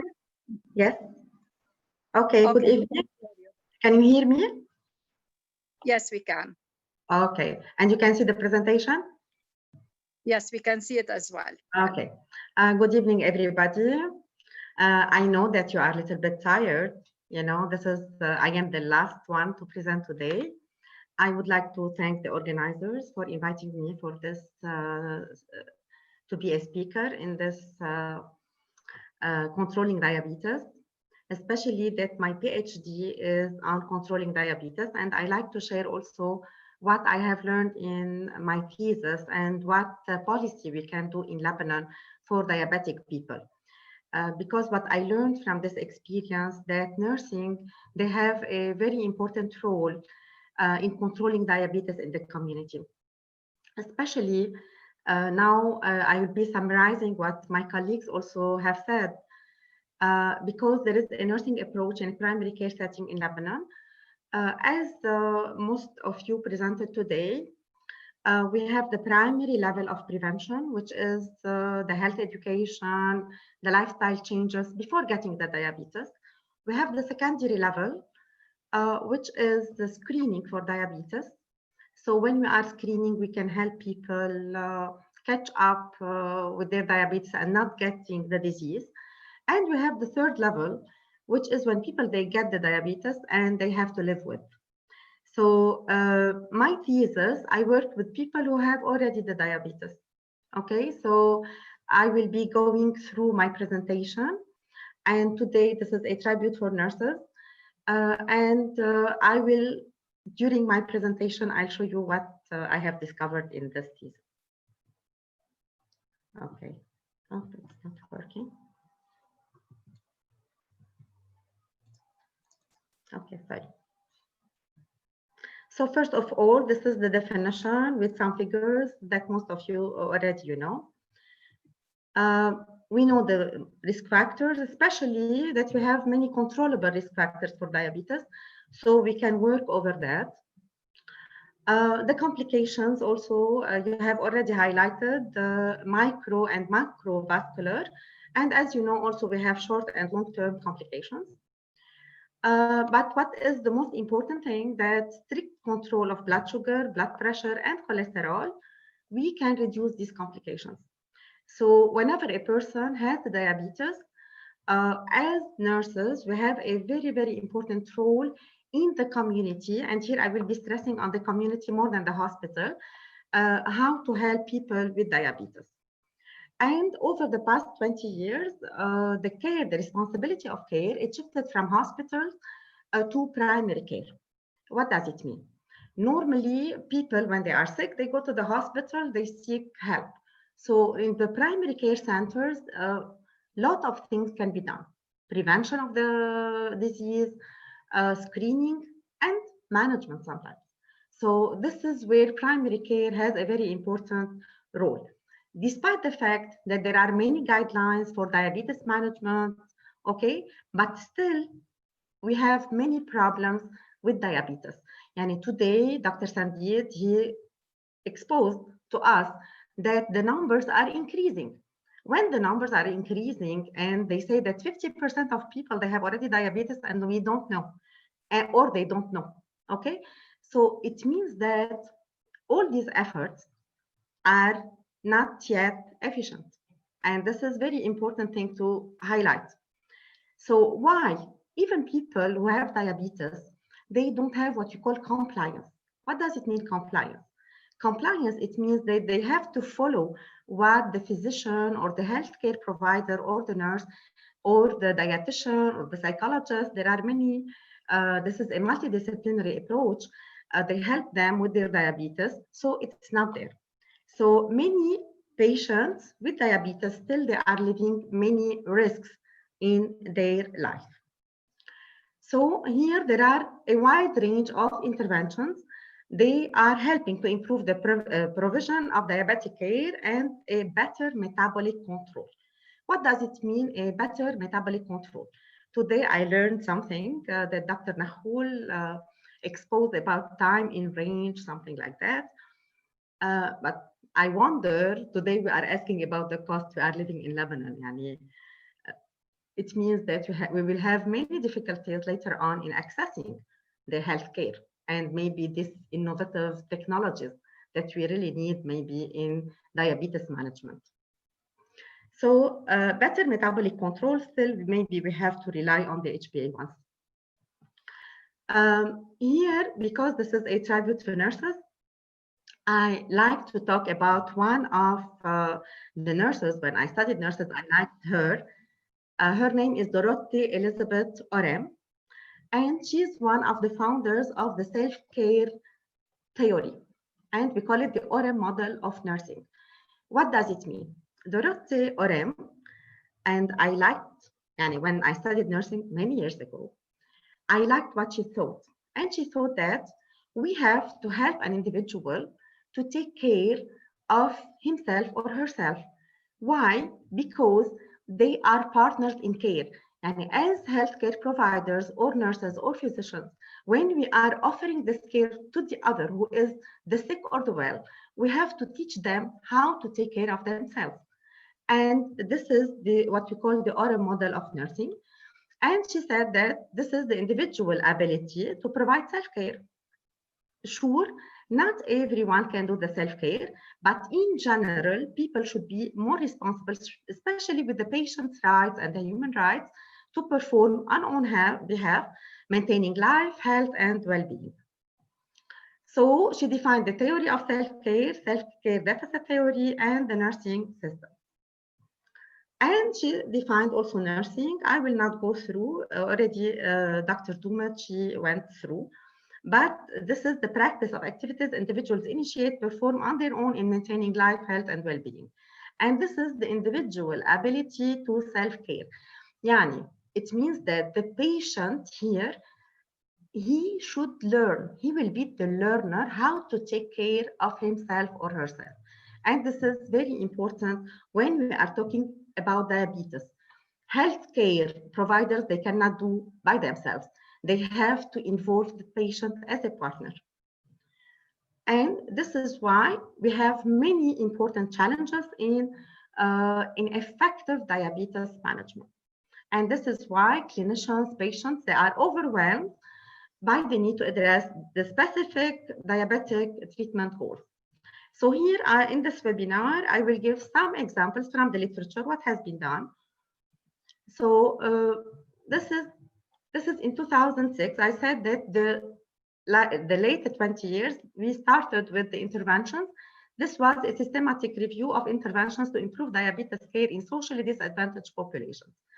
And in the systematic review, they talked what they have done as interventions, but we didn't see nurses in these interventions. They were part of a multidisciplinary team. Afterwards, patient education in type 2 diabetes, it was a randomized controlled trial. 1-year follow-up study. And these experimental studies are very, very important when we are measuring patient education in type 2 diabetes. And already the people, they have already the disease, and we are teaching, and we are seeing what will happen with the education. Educational interventions aiming at improving adherence to treatment recommendations, because people, they know they are sick, they go to the physician, but they don't follow the recommendations. And this is why the complications are there. The diabetes is not controlled, and the complications, and the patient, he goes to the hospital. And here this study was done in, and this is a Department of Nursing and Midwifery that in joining efforts with the Department of General Practice, Interdisciplinary Healthcare and Geriatrics in Belgium. They work together, and a Center of Primary Care Healthcare Studies, to see what's happening. And this is a sub-analysis of a systematic review. Nurses' role in diabetes care, a review, it was done in 2010. Also, it was done in Iran. Patient education and counseling, also efficacy of therapeutic patient education, chronic diseases and obesity. I will talk about it because I took this model of therapeutic patient education. Effect of education given to patients type 2 diabetes mellitus on self-care.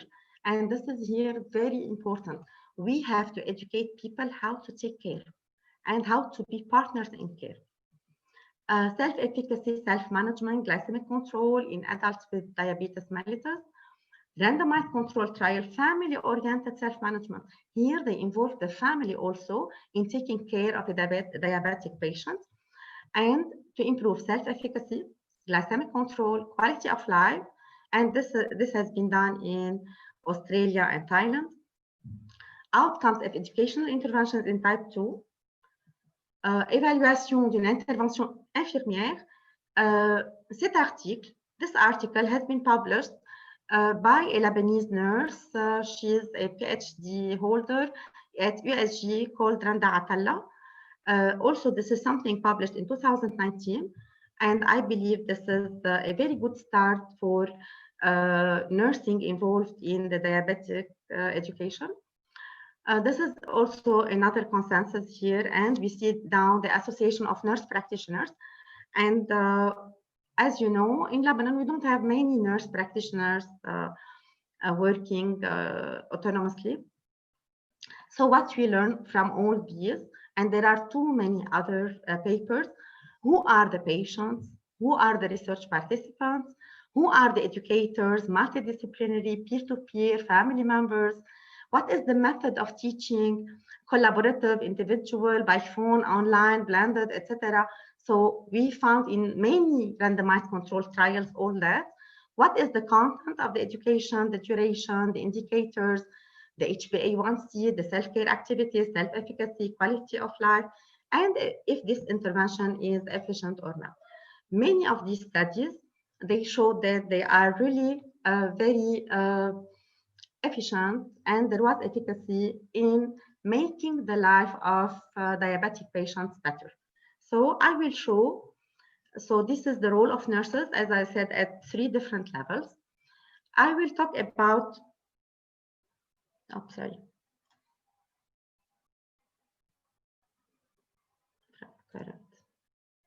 Okay, I will show you what I did in my thesis. It was the title, Nursing Approach in a Primary Care Setting in Lebanon, the effect of therapeutic patient education on DMSES, it means Diabetes Management Self-Efficacy Scale, SDSCA, Self-Diabetes Self-Care Activities, quality of life among type 2 diabetic patients, and sure, I'll talk about the compliance. So this is, I published my article, it was published in June, effects of therapeutic education on self-efficacy, self-care activities, glycemic control of type 2 diabetic patients in a primary healthcare center in Lebanon. So, and it was published in the Journal of Diabetes and Metabolic Disorders. So what is the problem statement? First of all, the prevalence of diabetes type 2 in Lebanon, I put it 12%. As Dr. Doumet said, no data since 2009. And there are differences in many articles. And sometimes I find 14.99, 15%. So I just took this number. But even though 12% is a very high prevalence, progression of diabetes, especially poor glycemic control, threatening complications, cardiovascular, retinopathy, food problems, etc. So people who have diabetes are suffering from the complications. Therapeutic compliance, it is 50%. Quality of life, self-efficacy, self-care activities, and diabetes type 2 are not quantified. And we don't have a Lebanese legislation for therapeutic education. Why I want to, this is, what does it mean, self-care activities? Because as we have said before, there is an aim for diabetes control. So whenever we are saying we have a healthy eating, being active monitoring, so this has been given through a scale. And on this scale, you know, we say, how long do you do this? It was developed by Tubert et al. And this is how we count, we can say, or we assess the self-care activities of a person with diabetes. Self-efficacy, what does it mean? There is a theory of self-efficacy. Albert Bandura, he's the one who initiated it, and he says that this is the belief of individuals in their ability to carry out a successful practice. Sometimes patients are not ready to take care of themselves. Or as you know, anyone who is known as sick, sometimes they have the denial stage, they are negotiating, they are angry, they don't want to take care of themselves, and they don't believe that they can do it successfully.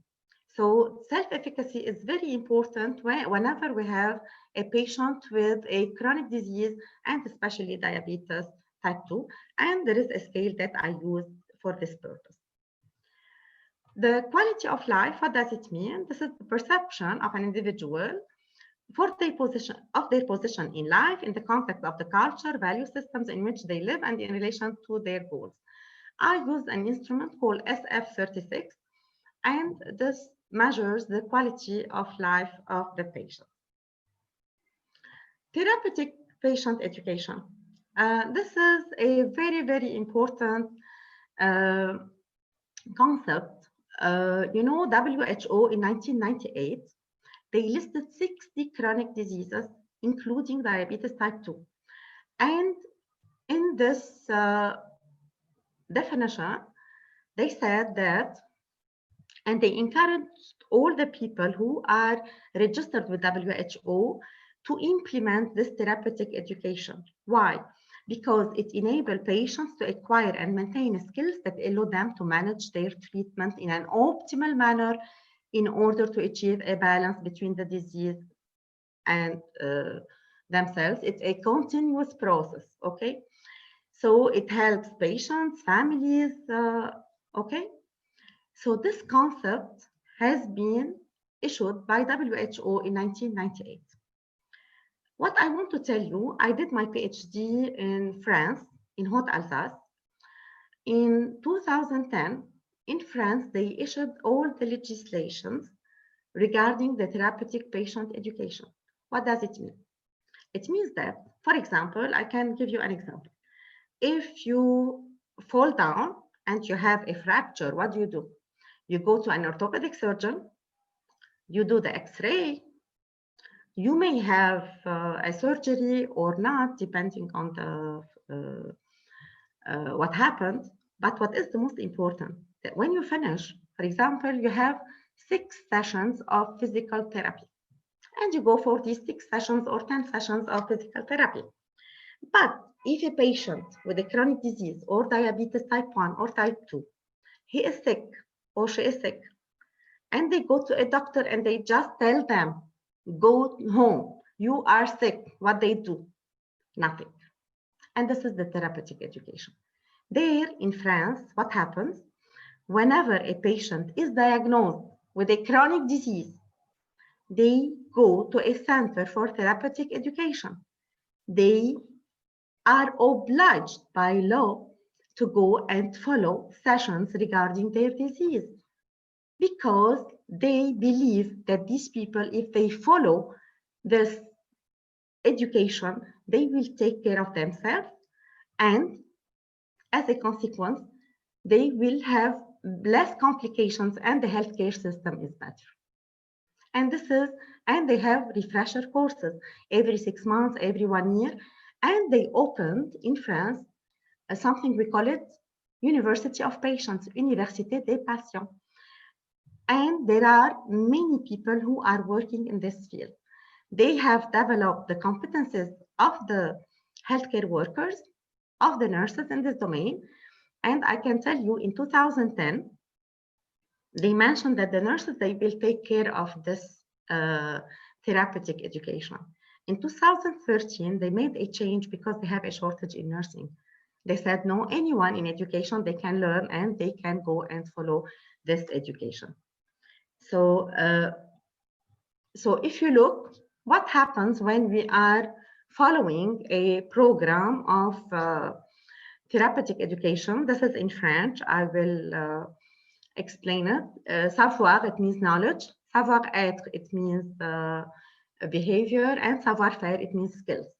And whatever here people are learning, okay, why? Because they say that they have to improve their health status, they have to improve compliance, and they have to improve their quality of life.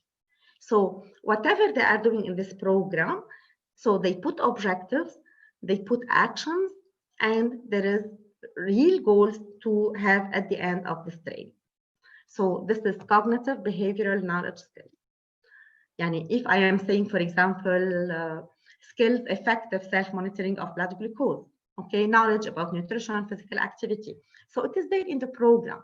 And it depends on every disease. Maybe they need 10 hours, 30 hours, 40 hours, and they have to learn them, okay, because they have to take care of themselves.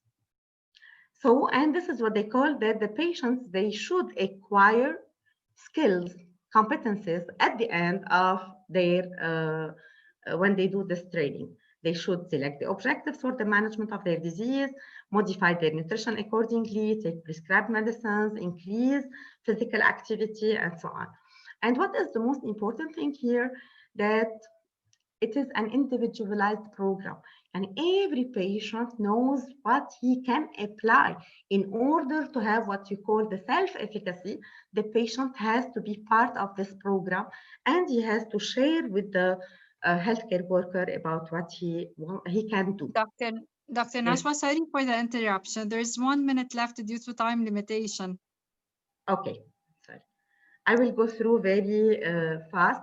So the expected result decrease in cases of diabetic coma, all the complications, amputations, decreased complications. Okay. So at quality life, my research, I had 100 diabetic patients. It was a randomized control trial, experimental and control. I used the instruments before and after. I gave, there is an inclusion and exclusion criteria that I respected. I put the study design, and this is the questionnaire, the data collection, multidisciplinary team. There was a physician, a nurse, psychologist, dietitian. There was like 6 workshop topics. We did the data collection before and after. And every 15, it was blind, and the control, they don't know the experimental group.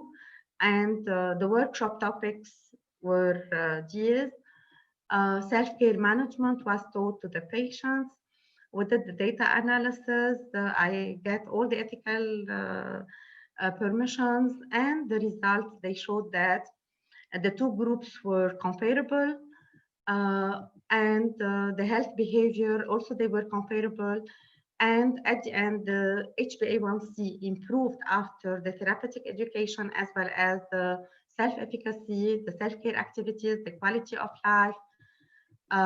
In conclusion, therapeutic education is very beneficial in terms of self-efficacy, self-care, and the most important recommendations to communicate the results, to promote issuing a legislation for therapeutic education, initiate the training for professionals in undergraduate studies, and apply this model in the primary care centers for chronic diseases, especially type 2 diabetes. And nurses make the difference. Thank you. Thank you for a very comprehensive presentation. It was amazing.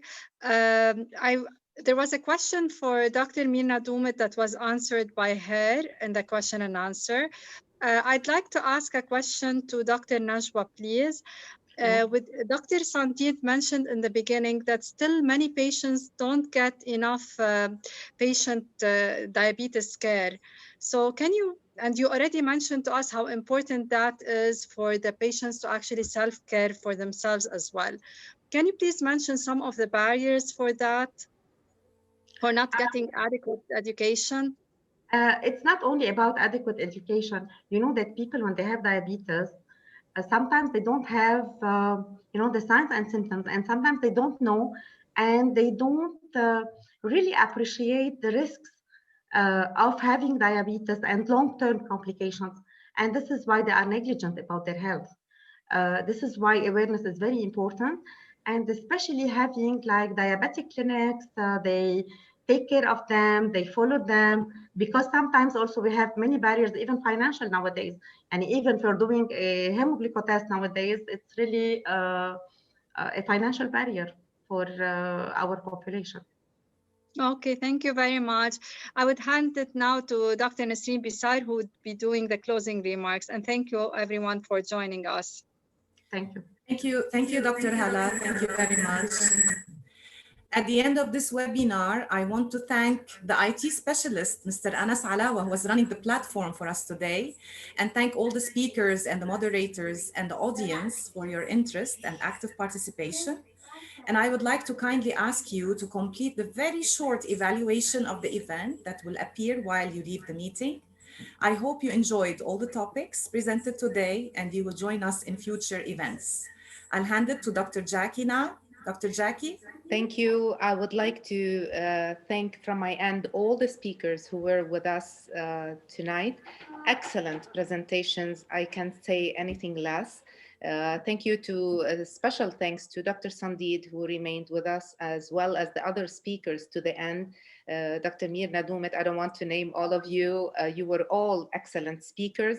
I would like to invite the attendees to check the IDF School of Diabetes for some very interesting courses related to nurses, role of nurses, role of diabetes educator, and they can get a certificate from there as well.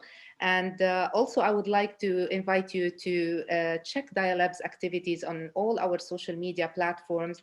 We recently did a study on a sample of 2,000 individuals in Lebanon related to diabetes. It's our first research study, and we will be publishing very soon. Hopefully we have a project to start a new survey and a new research study soon.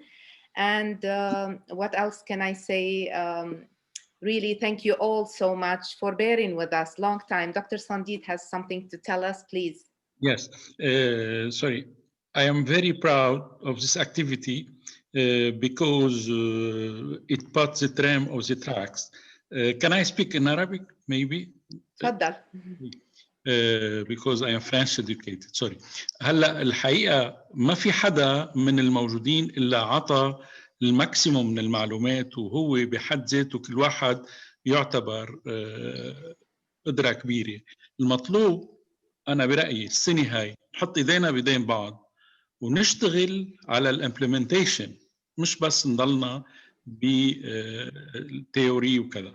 أنا بقترح إنه عبر دكتورة جاكي كلنا سوا نعطي أفكار ونعمل واتساب جروب، لأنه هلأ عم نجمع قديش فينا بالاي دي اف. عندنا كتير من المواد اللي فينا نعطيها in 3 languages، عربي، فرنسي، إنجليزي، حتى ندرب مش بس nursing educators، لأنه تعرفوا قديش بحاجة للمثقفين الصحيين.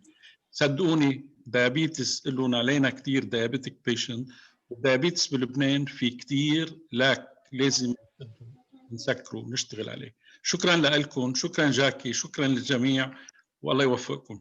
Thank you, Dr. Sandid. بفتكر إنه الأذان صاغي أكيد لندائك. I think we are all ready to join efforts. They showed us through their presentations how willing they are to help the community. All of them are already helping the community, each one in their own specialties. Big thanks to you. مرة تانية برجع بقول thank you, Nasreen. You did a wonderful job. Thank you, Anas. You were bearing with us during all this time of preparation. It paid off. Thank you all. For the attendees also, طولنا عليكم. Thanks, and until another activity, until another webinar, stay well and stay safe. Thank you all. Thank you. Thank you. Have a nice